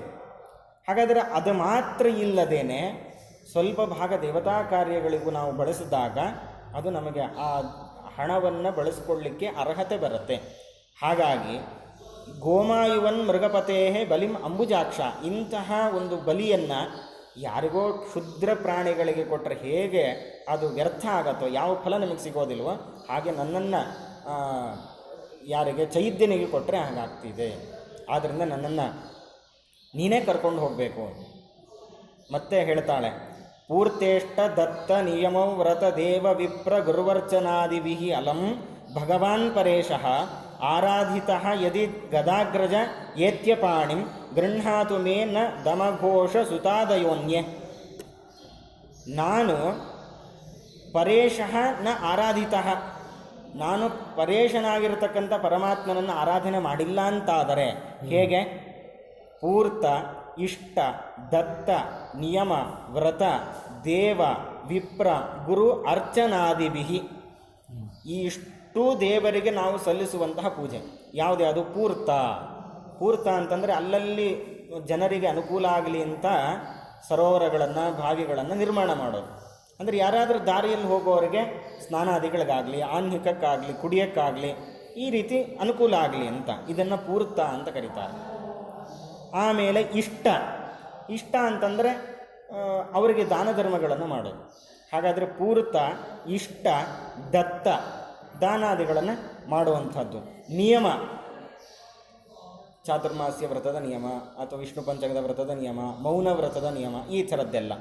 ಹೀಗೆ ನಿಯಮ ವ್ರತ, ನಾನಾ ರೀತಿಯ ವ್ರತಗಳನ್ನು, ಪಯೋವ್ರತ ಕ್ಷೀರವ್ರತ ಅಂತ ಹೀಗೇನೇನು ವ್ರತಗಳಿದೆ ಆ ವ್ರತಗಳನ್ನು ಮಾಡೋದು. ಆಮೇಲೆ ದೇವ ವಿಪ್ರ ಗುರು, ದೇವತೆಗಳು ಗುರುಗಳು ಬ್ರಾಹ್ಮಣರು, ಇವರು ಮೂರು ಜನರನ್ನು ಅರ್ಚನಾದಿಭಿಹಿ, ಇವರನ್ನು ಅರ್ಚನೆ ಮಾಡಿದ್ದೆ ಅಂತಾದರೆ ಆರಾಧಿತಃ ಯದಿ ಪರೇಶಃ, ಇವುಗಳಿಂದ ನಾನು ಪರಮಾತ್ಮನ ಪೂಜೆಯನ್ನು ಮಾಡಿದ್ದು ನಿಜ ಅಂತಲೇ ಆದರೆ ಗದಾಗ್ರಜ ಗದಾಪಾಣಿಯಾಗಿರತಕ್ಕಂಥ ಪರಮಾತ್ಮನೇ ಏತ್ಯ ಪಾಣಿಂ ಗೃಹ್ಣಾತು ಮೇ, ನನ್ನ ಪಾಣಿಗ್ರಹಣವನ್ನು ಮಾಡು, ನೀನೇ ಪಾಣಿಗ್ರಹಣ ಮಾಡಬೇಕು. ನ ದಮಘೋಷ ಸುತಾದಯ ಅನ್ಯೆ, ಈ ಕೆಟ್ಟವರಿದ್ದಾರಲ್ಲ ದುಷ್ಟರಿದ್ದಾರಲ್ಲ ಅವರು ಯಾರು ನನ್ನ ಕೈಯನ್ನು ಹಿಡಿಯೋದೇ ಬೇಡ. ಕೈ ಹಿಡಿಯೋದಾದರೆ ನೀನೇ ಕೈ ಹಿಡಿಬೇಕು, ಕೈ ಹಿಡಿದು ನನ್ನನ್ನು ಎತ್ತು ಅಂತ ರುಕ್ಮಿಣೀ ದೇವಿ ಪ್ರಾರ್ಥನೆ ಮಾಡಿದ್ದಾಳೆ. ಯಾದವಾರ್ಯರು ಅದನ್ನೇ ಕೇಳ್ತಾರೆ, ವಾಸಿಷ್ಠ ಕೃಷ್ಣ ಮಮ ದೇಹಿ ಕರಾವಲಂಬಂ. ಹಾಗಾದರೆ ಒಬ್ಬ ಭಕ್ತರು ದೇವರಲ್ಲಿ ಯಾವ ರೀತಿ ಪ್ರಾರ್ಥನೆ ಮಾಡಬೇಕು ಅನ್ನೋದನ್ನು ರುಕ್ಮಿಣಿ ತೋರಿಸಿಕೊಟ್ಟಿದ್ದಾಳೆ. ಇದು ದೇವರಿಗೂ ಭಕ್ತರಿಗೂ ಮಧ್ಯದಲ್ಲಿ ಇರತಕ್ಕಂಥ ಪ್ರೇಮ ಪತ್ರವೇ ಹೊರತು ಯಾವುದೋ ಅಸಹ್ಯವಾದ ಒಬ್ಬ ಗಂಡು ಹೆಣ್ಣಿನ ಮಧ್ಯದಲ್ಲಿ ಇರತಕ್ಕಂತಹ ರಹಸ್ಯವಾದ ಪ್ರೇಮ ಪತ್ರ ಅಲ್ಲ. ಪ್ರೇಮ ಪತ್ರ ಹೌದು, ಆದರೆ ಯಾರಿಗೆ ಪ್ರೇಮ, ಯಾರಲ್ಲಿ ಪ್ರೇಮ, ಯಾರಿಗೆ ಪ್ರೇಮ? ಭಕ್ತರಿಗೆ ಪ್ರೇಮ. ಯಾರಲ್ಲಿದೆ? ಪರಮಾತ್ಮನಲ್ಲಿದೆ. ಹಾಗಾದರೆ ಭಕ್ತರಿಗೂ ಪರಮಾತ್ಮನಲ್ಲಿ ಇರತಕ್ಕಂತಹ ಏನು ಪ್ರೇಮ ರೂಪವಾದ ಸಂಬಂಧ ಇದೆ, ಆ ಸಂಬಂಧವನ್ನು ಬೆಳೆಸಲಿಕ್ಕೆ ದೇವರಲ್ಲಿ ಲಕ್ಷ್ಮೀದೇವಿ ಪ್ರಾರ್ಥನೆಯನ್ನು ಮಾಡಿ, ತಾನು ಪ್ರತ್ಯೇಕವಾಗಿ ಮಾಡಬೇಕು ಅಂತಿಲ್ಲ, ನಮಗೋಸ್ಕರ ನಾವು ಹೀಗೆ ಮಾಡಬೇಕು ಅನ್ನೋದನ್ನು ಕೇಳ್ತಾ ಇದ್ದಾಳೆ. ಹಾಗಾದರೆ ಇಲ್ಲಿ ನಾವು ಗಮನಿಸಿದಾಗ ಪೂರ್ತ ಇಷ್ಟ ಅರ್ಚನಾದಿಭಿ ಯದಿ ಆರಾಧಿತಃ ಅರ್ಚನಂ.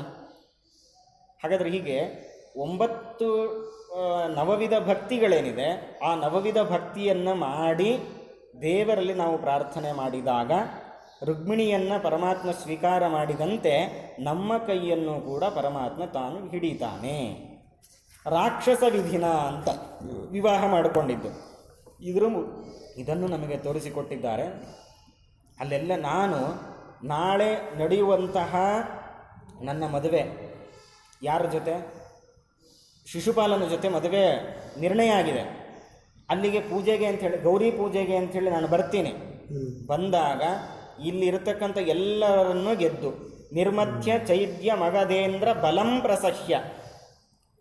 ಯಾರ್ಯಾರಿದ್ದಾರೆ? ಚೈದ್ಯ ಸ್ವಯಂ ಮದುವೆ ಮಗ, ಮದುವೆ ಗಂಡು ಅವನು ಶಿಶುಪಾಲ ಇದ್ದಾನೆ, ಮಗಧೇಂದ್ರ ಜರಾಸಂಧ ಇದ್ದಾನೆ, ಅವರಿಗೆ ಬೇಕಾಗಿರತಕ್ಕಂಥ ಅವರ ಅನುಚರರು ಯಾರ್ಯಾರಿದ್ದಾರೋ ಎಲ್ಲರೂ ಇದ್ದಾರೆ. ಅದರ ಜೊತೆ ನನ್ನ ಅಣ್ಣನೂ ಸೇರಿದ್ದಾನೆ ಕರ್ಣ, ಇವರೆಲ್ಲ ದುರ್ಯೋಧನಾದಿಗಳು ಕೂಡ ಅವ್ರ ಪಕ್ಷದಲ್ಲೇ. ಹಾಗೆ ಅಂಥವರೆಲ್ಲ ಇದ್ದಾರೆ.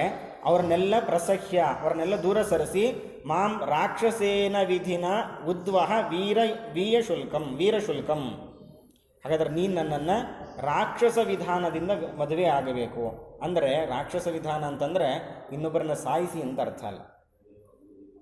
ಒಬ್ಬ ಹುಡುಗಿ ನನ್ನನ್ನು ಇಷ್ಟಪಟ್ಟಿದ್ದಾಳೆ ಅಂತಂದರೆ ರಾಜರ ಒಂದು ಅವರ ಇದರಲ್ಲಿ ಕ್ರಮದಲ್ಲಿ ಅವಳು ಇಷ್ಟಪಟ್ಟಿದ್ದಾಳೆ ಅಂದರೆ ಎಲ್ಲರನ್ನ ಗೆದ್ದು ಅವಳನ್ನ ಕರ್ಕೊಂಡು ಬರೋದು. ಇದನ್ನು ರಾಕ್ಷಸ ವಿವಾಹ ಅಂತ ಕರೀತಾರೆ. ರಾಕ್ಷಸರನ್ನು ಗೆದ್ದು ನನ್ನನ್ನು ನೀನು ಮದುವೆ ಮಾಡಿಕೊ, ನನ್ನನ್ನು ವರ್ಣ ಮಾಡು, ನನ್ನನ್ನು ಸ್ವೀಕಾರ ಮಾಡು, ನನ್ನ ಪಾಣಿಯನ್ನು ಗ್ರಹಣ ಮಾಡು ಅಂಥೇಳಿ ಭಕ್ತರು ಕೂಡ ದೇವರಲ್ಲಿ ಪ್ರಾರ್ಥನೆ ಮಾಡಬೇಕು ಅನ್ನೋದನ್ನು ಲಕ್ಷ್ಮೀದೇವಿ ಅಂದರೆ ರುಕ್ಮಿಣೀ ದೇವಿ ನಮಗೆ ತೋರಿಸಿಕೊಟ್ಟಿದ್ದಾಳೆ. ಇದು ನಿಜವಾದ ರುಕ್ಮಿಣೀ ಕಲ್ಯಾಣ. ಇದನ್ನು ನಾವು ಮಾಡಬೇಕು. ಪ್ರತಿನಿತ್ಯ ನಾವು ರುಕ್ಮಿಣೀ ಕಲ್ಯಾಣವನ್ನು ಮಾಡಬೇಕು ಅನ್ನೋದನ್ನು ತೋರಿಸಲಿಕ್ಕೆ ಪರಮಾತ್ಮ ನಿತ್ಯ ಕಲ್ಯಾಣಗಳನ್ನು ತಾನು ಮಾಡಿಸಿಕೊಳ್ತಾನೆ. ಈ ರೀತಿಯಾದ ಕಲ್ಯಾಣವನ್ನು ಮಾಡಿಸಿದರೆ ಅದು ನಮಗೆ ಮಂಗಳ. ಈ ವಿಚಾರವನ್ನು ನಮಗೆ ಯಾರು ತೋರಿಸ್ಕೊಟ್ಟಿದ್ದು? ಸ್ವಯಂ ಲಕ್ಷ್ಮೀದೇವಿ ತೋರಿಸ್ಕೊಟ್ಟಿದ್ದಾಳೆ. ಯಾಕೆ? ಶಾಸ್ತ್ರದ ಅಭಿಮಾನಿ, ಶಾಸ್ತ್ರದಲ್ಲಿ ಹೀಗಿದೆ ಅನ್ನೋದನ್ನು ತಾನೇ ತೋರಿಸಿಕೊಟ್ಟಿದ್ದಾಳೆ. ಮತ್ತು ಮಾತು, ಈ ರೀತಿ ಪ್ರಾರ್ಥನೆ ಮಾಡಿರಿ. ಪ್ರಾರ್ಥನೆ ಮಾಡುವಾಗ ಪರಮಾತ್ಮನ 9 ಗುಣಗಳನ್ನು ಅಂದರೆ 9 ಭಕ್ತಿಯ ಗುಣಗಳನ್ನು ದೇವರಿಗೆ ಸಮರ್ಪಣೆ ಮಾಡಿರಿ. ಅದನ್ನು ನಿಮ್ಮಲ್ಲಿ ಅಳವಡಿಸಿಕೊಳ್ಳ್ರಿ. ಇನ್ನು ಸಂಪತ್ತು, ಅದನ್ನು ನೀವು ಎಷ್ಟು ನಿಮ್ಮ ವ್ಯಾವಹಾರಿಕವಾಗಿ ಉಪಯೋಗಿಸ್ಕೊಳ್ತೀರೋ ಪಾರಮಾರ್ಥಿಕವಾಗಿಯೂ ಅದು ಅಷ್ಟೇ ಉಪಯೋಗಕ್ಕೆ ಬರಬೇಕು ಅನ್ನೋದನ್ನು ಲಕ್ಷ್ಮೀದೇವಿ ತೋರಿಸಿಕೊಡ್ತಾ. ಹಾಗಾದರೆ ಲಕ್ಷ್ಮೀದೇವಿಯಿಂದ ನಮಗೆ ಅರ್ಥವಾಗುವಂಥದ್ದು 3 ಗುಣಗಳು. ಒಂದು ಮಾತು, ವಿದ್ಯೆ, ಹಣ. ಇವು 3 ಕೂಡ ಭಗವತ್ ಕಾರ್ಯಗಳಿಗೆ ಮೀಸಲಾಗಿರಬೇಕು ಅಂದಾಗ ಅದು ಕಲ್ಯಾಣ, ನಮಗೆ ಕಲ್ಯಾಣ ಅನ್ನೋದನ್ನು ತೋರಿಸಿಕೊಡ್ತಾ ಲಕ್ಷ್ಮೀದೇವಿಯನ್ನು ಅಂದರೆ ರುಕ್ಮಿಣಿಯ ಪ್ರೇಮ ಪತ್ರವನ್ನು ತಗೊಂಡು ಅವಳು ರುಕ್ಮಿಣಿಯನ್ನು ಪರಮಾತ್ಮ ತಾನು ಅಲ್ಲಿಂದ ಅಪಹರಣ ಮಾಡಿಕೊಂಡು ದ್ವಾರಕೆಗೆ ಬರ್ತಾನೆ. ದ್ವಾರಕೆಗೆ ಬಂದಾಗ ಅಲ್ಲಿ ಎಲ್ಲ ರೀತಿಯ ಮಧ್ಯದಲ್ಲಿ ರುಕ್ಮಿಣಿಯವರೆಲ್ಲ ಅಡ್ಡ ಬರ್ತಾರೆ. ಅವ್ರನ್ನೆಲ್ಲ ಸೋಲಿಸಿ ಅವನಿಗೆ ಶಿಕ್ಷೆಯನ್ನೂ ಕೊಟ್ಟು ಪರಮಾತ್ಮ ಬರ್ತಾನೆ.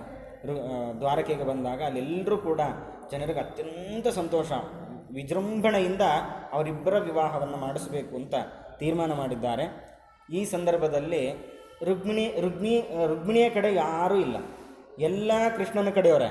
ಹಾಗಾದರೆ ಹೆಣ್ಣಿನ ಕಡೆಯವರು ಯಾರಿಲ್ಲ. ಅದಕ್ಕೇನು ಮಾಡಿದ್ರಂದರೆ ಅಲ್ಲೇ ದ್ವಾರಕೆಯಲ್ಲಿ ಇರತಕ್ಕಂಥ ಕೆಲವರು ಗೋಪಾಲಕರು ಗೋಪಿಕೆಯರೆಲ್ಲ ಹೆಣ್ಣಿನ ಕಡೆ ಇರ್ತೀವಿ ಅಂತೇಳಿ ಅವರು ಸೇರಿಕೊಂಡ್ರಂತೆ. ಅಂದರೆ ಒಂದು ಮದುವೆ ಅಂದರೆ ಸಂಭ್ರಮ ಹೇಗಿರುತ್ತೆ, ಹೇಗಿರಬೇಕು ಅನ್ನೋದನ್ನು ತಾನು ಮದುವೆ ಮಾಡಿಕೊಳ್ತಾ ಪರಮಾತ್ಮ ತೋರಿಸಿಕೊಟ್ಟಿದ್ದಾನೆ. ಅತ್ಯಂತ ಮಂಗಳಕರವಾಗಿರತಕ್ಕಂಥ ಘಟ್ಟ. ಅದರಲ್ಲಿ ಆಟ ಪಾಠಗಳು ಹೇಗಿರುತ್ತೆ, ಒಬ್ಬರನ್ನೊಬ್ಬರು ಛೇಡಿಸೋದು ಹೇಗಿರುತ್ತೆ, ಕಾಡಿಸೋದು ಹೇಗಿರುತ್ತೆ, ಪ್ರೀತಿ ಸಂಬಂಧ, ಮದುವೆ ಅಂದರೆ ಆ ಸಂಭ್ರಮಗಳು ಹೇಗೆ, ಸ್ನಾನ ಮಾಡಬೇಕು, ಆಮೇಲೆ ಬಟ್ಟೆಗಳನ್ನು ತರಬೇಕು, ಅರಿಶಿಣ ಕುಟ್ಟೋದು, ಎಲ್ಲ ರೀತಿಯ ಸಂಭ್ರಮಗಳನ್ನು ಕೃಷ್ಣ ನಮಗೆ ತೋರಿಸಿಕೊಟ್ಟಿದ್ದಾನೆ. ಹೀಗಿರಬೇಕಾದಾಗ ಪರಸ್ಪರವಾಗಿ ವಿನೋದಕ್ಕೋಸ್ಕರ ಜಗಳ ಆಡ್ತಾ ಇದ್ದಾರಂತೆ. ವಿನೋದಕ್ಕೋಸ್ಕರ ಇಬ್ಬರು ಮಾತಾಡ್ಕೊಳ್ತಾ ಇದ್ದಾರೆ. ಅಂದರೆ ಹೆಣ್ಣಿನ ಕಡೆಯವರು ಗಂಡಿನ ಕಡೆಯವರು, ಹೆಣ್ಣಿನ ಕಡೆಯವರು ಡಿಮ್ಯಾಂಡ್ ಮಾಡ್ತಾ ಇದ್ದಾರೆ. ಯಾರಿಗೆ? ಕೃಷ್ಣನ ಕಡೆಯವರಿಗೆ. ಕೃಷ್ಣ ನಮ್ಮ ಹೆಣ್ಣು ಮಗಳು, ಅದು ಸಮುದ್ರ ರಾಜನ ಮಗಳವಳು.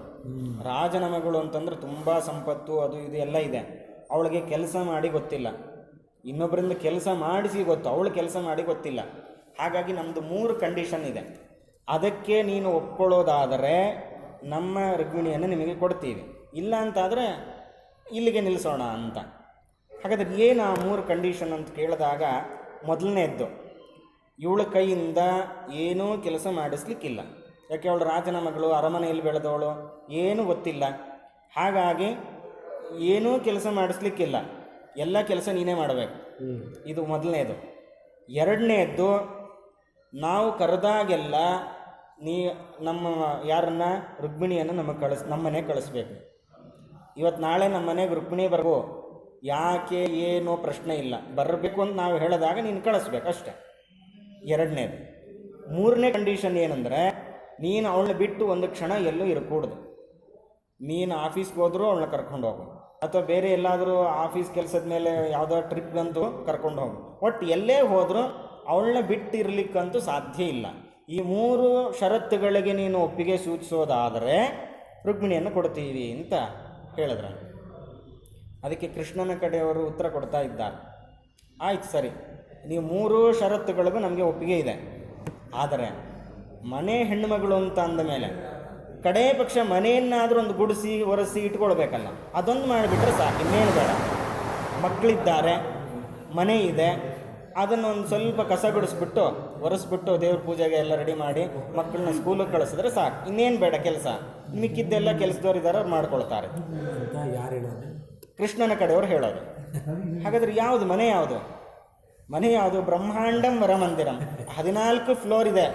ಆ 14 ಫ್ಲೋರ್ ಇರತಕ್ಕಂಥ ಮನೆಯನ್ನು ಏನಿಲ್ಲ, ಪ್ರತಿನಿತ್ಯ ಗುಡಿಸಿದ್ರೆ ಸಾಕು, ಗುಡಿಸಿ ಒರೆಸಿ ರಂಗೋಲಿ ಹಾಕಿದ್ರೆ ಸಾಕು. ಇನ್ನು ಇದು ಮಾಡಲಿಲ್ಲ ಅಂತಂದರೆ ಮನೆ ಹೆಂಡತಿ ಅಂತ ಆದಮೇಲೆ ಅದು ಅವಮಾನ ಅಂತ ಆಗುತ್ತೆ. ಹಾಗಾಗಿ ಇದೊಂದು ಕೆಲಸ ಮಾಡಿಬಿಡಲಿ, ಇದು ಬಿಟ್ಟು ಇನ್ನೇನು ಕೆಲಸ ನಾವು ಹೇಳಲ್ಲ. ಮಕ್ಕಳಿದ್ದಾರೆ, ಬ್ರಹ್ಮದೇವ್ರ ಮಗ, ರುದ್ರದೇವ್ರ ಮೊಮ್ಮಗ, ಇನ್ನೆಲ್ಲ ದೇವತೆಗಳ ಪರಿವಾರ, ಇವ್ರಿಗೆ ಬೇಕಾಗಿ ಯೋಗಕ್ಷೇಮಗಳನ್ನ ನೋಡ್ಕೊಂಡ್ಬಿಟ್ರೆ ಆಗೋಯ್ತು, ಇನ್ನೇನು ಕೆಲಸ ಮಾಡೋದು ಬೇಡ. ಇನ್ನು ಎರಡನೇದು, ನಾವು ಕರೆದಾಗೆಲ್ಲ ಲಕ್ಷ್ಮಿಯನ್ನು ಕಳಿಸ್ಬೇಕು ಅಂತಿರಲ್ಲ, ಆಯ್ತು ನಾ ಕಳಿಸ್ತೀನಿ ಅಂದರೆ ಇದರ ಅರ್ಥ ಭಕ್ತರು ಯಾವಾಗ ದೇವರಲ್ಲಿ ಪ್ರಾರ್ಥನೆಯನ್ನು ಮಾಡಿ ನನಗೆ ಸಂಪತ್ತು ಬೇಕು ಅಂತ ಕೇಳ್ಕೊಳ್ತಾರೋ ಆಗ ನಿಮ್ಮನೆ ಖಂಡಿತ ನಾನು ಲಕ್ಷ್ಮಿಯನ್ನು ಒದಗಿಸಿ ಕೊಡ್ತೇನೆ. ಇದಕ್ಕೂ ನಮಗೆ ಒಪ್ಪಿಗೆ ಇದೆ. ಇನ್ನು ಮೂರನೇದು, ಲಕ್ಷ್ಮಿಯನ್ನು ಅಂದರೆ ರುಕ್ಮಿಣಿಯನ್ನು ಯಾವತ್ತೂ ಬಿಟ್ಟಿರಬಾರದು ಅಂತ. ಈ ಸಂದರ್ಭದಲ್ಲಿ ರಾಜರೊಂದು ಅದ್ಭುತ ಮಾತನ್ನು ಹೇಳ್ತಾರೆ. ಸ್ನಾನಾಭ್ಯಂಜನ ಭೋಜನಾದಿ ವಿವಿಧ ಕ್ರೀಡಾಸು, ಪರಮಾತ್ಮನ ಮೂಲ ರೂಪದಲ್ಲಿ, ಅವತಾರ ರೂಪಗಳಲ್ಲಿ, ಜೊತೆಗೆ ಸ್ನಾನಾಭ್ಯಂಜನ ಭೋಜನಾದಿ ವಿವಿಧ ಕ್ರೀಡಾಸು, ಪರಮಾತ್ಮನಿಗೆ ಅಭಿಷೇಕ ಆಗ್ತಾ ಇದೆ, ಪರಮಾತ್ಮನಿಗೆ ಯಾವುದೋ ಒಂದು ಪರ್ವಕಾಲದ ನಿಮಿತ್ತ, ಯಾವುದೋ ಹಬ್ಬದ ನಿಮಿತ್ತ ಅಭ್ಯಂಗ ಆಗ್ತಾ ಇದೆ, ಆಮೇಲೆ ಪರಮಾತ್ಮನಿಗೆ ನೈವೇದ್ಯ ಸಮರ್ಪಣೆ ಮಾಡ್ತಾ ಇದ್ದೇವೆ. ಇಂತಹ ಏನೇನು ಸಂದರ್ಭಗಳಿದೆ ಆ ಎಲ್ಲ ಸಂದರ್ಭಗಳಲ್ಲೂ ನಾನು ಅವಳನ್ನು ಬಿಟ್ಟಿರೋದಿಲ್ಲ, ಅವಳು ಒಟ್ಟಿಗೇನೇ ಇರ್ತಾಳೆ. ಅಂದರೆ ನಾವು ಒಟ್ಟಿಗೆ ಅವರಿಬ್ಬರು ಅನುಸಂಧಾನ ಮಾಡಬೇಕು ಅನ್ನೋದನ್ನು ತೋರಿಸಿಕೊಟ್ಟಿದ್ದಾರೆ. ಯಾಕೆ? ಸುರಾಣಕರ ಪ್ರಭಾವಕ್ಕೆ ನಾವು ಒಳಗಾಗಿದ್ದೇವೆ, ಅದಾಗಬಾರ್ದು, ಅದನ್ನು ತಪ್ಪಿಸಬೇಕು ಅನ್ನೋ ಕಾರಣಕ್ಕೋಸ್ಕರ ಈ ರೀತಿ ಅಂದರೆ ಅವರು ವಿವಾಹದ ಒಂದು ಸಂದರ್ಭವನ್ನು ತೋರಿಸುವ ಮೂಲಕವೂ ನಮಗೊಂದು ಸಂದೇಶವನ್ನು ಕೊಟ್ಟಿದ್ದಾರೆ. ಹೀಗೆ ಪರಮಾತ್ಮ ಕೃಪಾಕಟಾಕ್ಷದಿಂದ ಲಕ್ಷ್ಮೀದೇವಿ ಏನು ಮಾಡುತ್ತಾಳೆ? ದ್ವಾದಶ ಸ್ತೋತ್ರ ಆಚಾರ್ಯ ವರ್ಣನೆ ಮಾಡುತ್ತಾರೆ. ಅಜಿತಂ ನಮಾಮಿ ಅಂತ ಅಂದರೆ ಪರಮಾತ್ಮನ ಕಟಾಕ್ಷದಿಂದ ಅನುಗ್ರಹದಿಂದ, ತನ್ನ ಕುಡಿಗಣ್ಣಿನ ನೋಟದಿಂದ ಎಲ್ಲ ರೀತಿಯ ಬ್ರಹ್ಮಾಂಡದ ಸೃಷ್ಟಿ, ಸ್ಥಿತಿ, ಸಂಹಾರ, ನಿಯಮನಾಜ್ಞೆ ಏನೇನು ಮಾಡಬೇಕು ಅದನ್ನೆಲ್ಲ ಮಾಡ್ತಾಳೆ.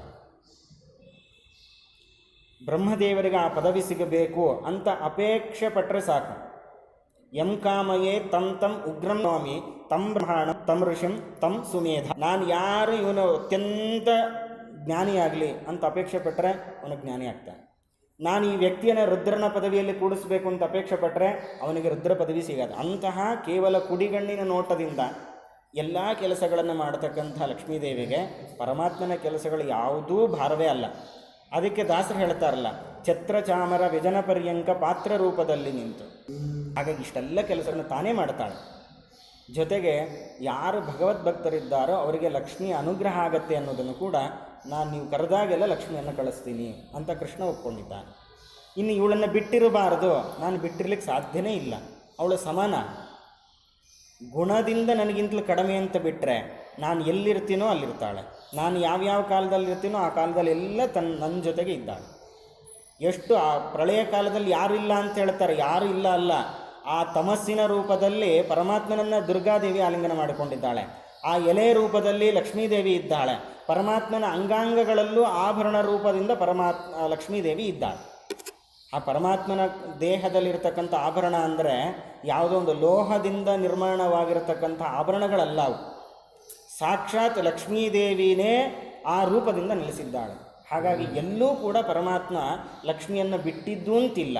ಹಾಗಾಗಿ ಇಷ್ಟೆಲ್ಲ ನಿಮ್ಮ ಷರತ್ತಿಗೆ ಒಪ್ಪಿಗೆಯಾಗಿದೆ, ನಾವು ರುಕ್ಮಿಣಿಯನ್ನು ಮದುವೆ ಮಾಡಿಕೊಳ್ತೀವಿ ಅಂಥೇಳಿ ಮದುವೆಯನ್ನು ಮಾಡಿಕೊಂಡಿದ್ದಾರೆ.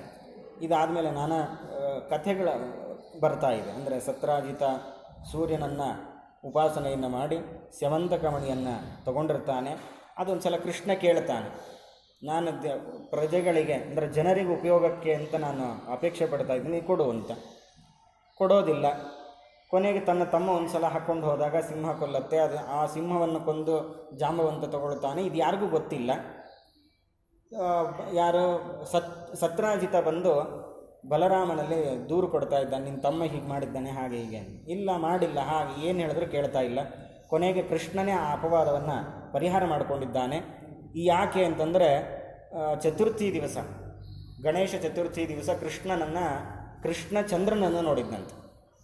ಅಂದರೆ ಕೃಷ್ಣ ಚಂದ್ರನನ್ನು ನೋಡಿದ್ರು ಏನೂ ತೊಂದರೆ ಇಲ್ಲ, ವೃದ್ಧಿಹ್ರಾಸಗಳಿಲ್ಲ ಪರಮಾತ್ಮನಿಗೆ. ಆದರೆ ಗಣಪತಿಗೆ ಆ ಒಂದು ಕೀರ್ತಿಯನ್ನು ತರಬೇಕು. ಇಲ್ಲ ಅಂತಂದರೆ ಜಗತ್ತಲ್ಲಿ ಯಾರೂ ಗಣಪತಿಗೆ ಪೂಜೆ ಮಾಡೋದಿಲ್ಲ. ಗಣಪತಿಯಿಂದ ಯಾರ್ಯಾರಿಗೆ ಅನುಗ್ರಹ ಆಗಬೇಕು ಅದೆಲ್ಲ ವಂಚಿತರಾಗ್ತಾರೆ. ಅದು ಆಗಬಾರದು ಅನ್ನೋ ಕಾರಣಕ್ಕೋಸ್ಕರ ಈ ರೀತಿ ನಟನೆಯನ್ನು ಮಾಡಿದ್ದಾನೆ. ಕೊನೆಗೆ ಸತ್ರಾಜಿತನಿಗೆ ಪಶ್ಚಾತ್ತಾಪ ಆಗಿ ಆ ಸ್ಯಮಂತಕ ಮಣಿಯನ್ನು ಜೊತೆಗೆ ಕನ್ಯಾಮಣಿಯನ್ನು ಇಬ್ಬರನ್ನು ಕೊಟ್ಟು ಮದುವೆ ಮಾಡಿದ್ದಾನೆ. ಹೀಗೆ ಅಲ್ಲಲ್ಲಿ ಬೇರೆ ಬೇರೆ ನೀಲೆಯನ್ನು ಮದುವೆ ಆಗ್ತಾನೆ, ಕಾಳಿಂದೆಯನ್ನು, ಒಟ್ಟು ಅಷ್ಟಮಹಿಷಿಯರ ಮದುವೆಯನ್ನು ಮಾಡಿಕೊಂಡಿದ್ದಾನೆ. ಇದಾದ ಮೇಲೆ ಯುದ್ಧದಲ್ಲಿ ಅವರು ಸೋತಿದ್ದಾರೆ ಅಂತ ವಿಷಯ ಗೊತ್ತಾಯಿತು. ಯುದ್ಧದಲ್ಲಿ ಯಾಕೆ ಸೋತರು ಅಂತಂದರೆ, ಒಂದು ಸಲ ಯುಧಿಷ್ಠಿರನ ಬಳಿಗೆ ಬಂದಾಗ ನಾರದರು ಬರುತ್ತಾರೆ. ಬಂದಾಗ ಅವರಿಗೆಲ್ಲ ಮಾತಾಡಬೇಕಾದಾಗ ಇಂದ್ರಲೋಕದಲ್ಲಿ ಯಾರ್ಯಾರಿದ್ದಾರೆ ಅಂತ ವಿಚಾರ ಬಂದಾಗ ಪಾಂಡವರಿಗೆ ನಮ್ಮ ತಂದೆ ಇದ್ದಾರೆ ಅಂತ ಹೇಳ್ತಾರೆ ಅಂತ ಅವರ ಅಪೇಕ್ಷೆ ಇದೆ. ಆದರೆ ಎಲ್ಲರ ಹೆಸರು ಹೇಳಿದ್ದಾರೆ, ಪಾಂಡುರಾಜನ ಹೆಸರು ಹೇಳಿಲ್ಲ. ಯಾಕೆ? ನನ್ನ ತಂದೆ ಸ್ವರ್ಗಲೋಕದಲ್ಲಿ ಇಲ್ಲ, ಎಲ್ಲಿದ್ದಾರೆ? ನರಕದಲ್ಲಿದ್ದಾರೆ. ಅಂದರೆ ಶಿಕ್ಷೆ ಅನುಭವಿಸ್ತಾ ಇಲ್ಲ, ನರಕ ಲೋಕದಲ್ಲಿ ಯಮದೇವರ ಸಭೆಯಲ್ಲಿ ಇದ್ದಾರೆ. ಇಂದ್ರಲೋಕದಲ್ಲಿ ಯಾಕಿಲ್ಲ ಅಂತಂದ್ರೆ ಯಾಗ ಮಾಡಿಲ್ಲ, ರಾಜಸೂಯ ಯಾಗ ಮಾಡಲಿಲ್ಲ. ಹಾಗಾದರೆ ಏನು ಮಾಡಬೇಕು? ನೀವು ರಾಜಸೂಯ ಯಾಗ ಮಾಡಿರಿ, ಆ ಪುಣ್ಯ ಪ್ರಭಾವದಿಂದ ನಿಮಗೆ ಪಾಂಡುರಾಜನಿಗೆ ಸ್ವರ್ಗದಲ್ಲಿ ಸ್ಥಾನ ಸಿಗತ್ತೆ. ಆಯ್ತು, ಮಾಡೋಣ ಅಂತ ವಿಚಾರ ಮಾಡಿದ್ರು. ಆದರೆ ಧರ್ಮರಾಜನಿಗೆ ಭಯ ಶುರು ಆಯಿತು. ರಾಜಸೂಯ ಯಾಗ ಅಂತಂದರೆ ಎಲ್ಲ ರಾಜರುಗಳನ್ನು ಗೆದ್ದು ಬರಬೇಕು.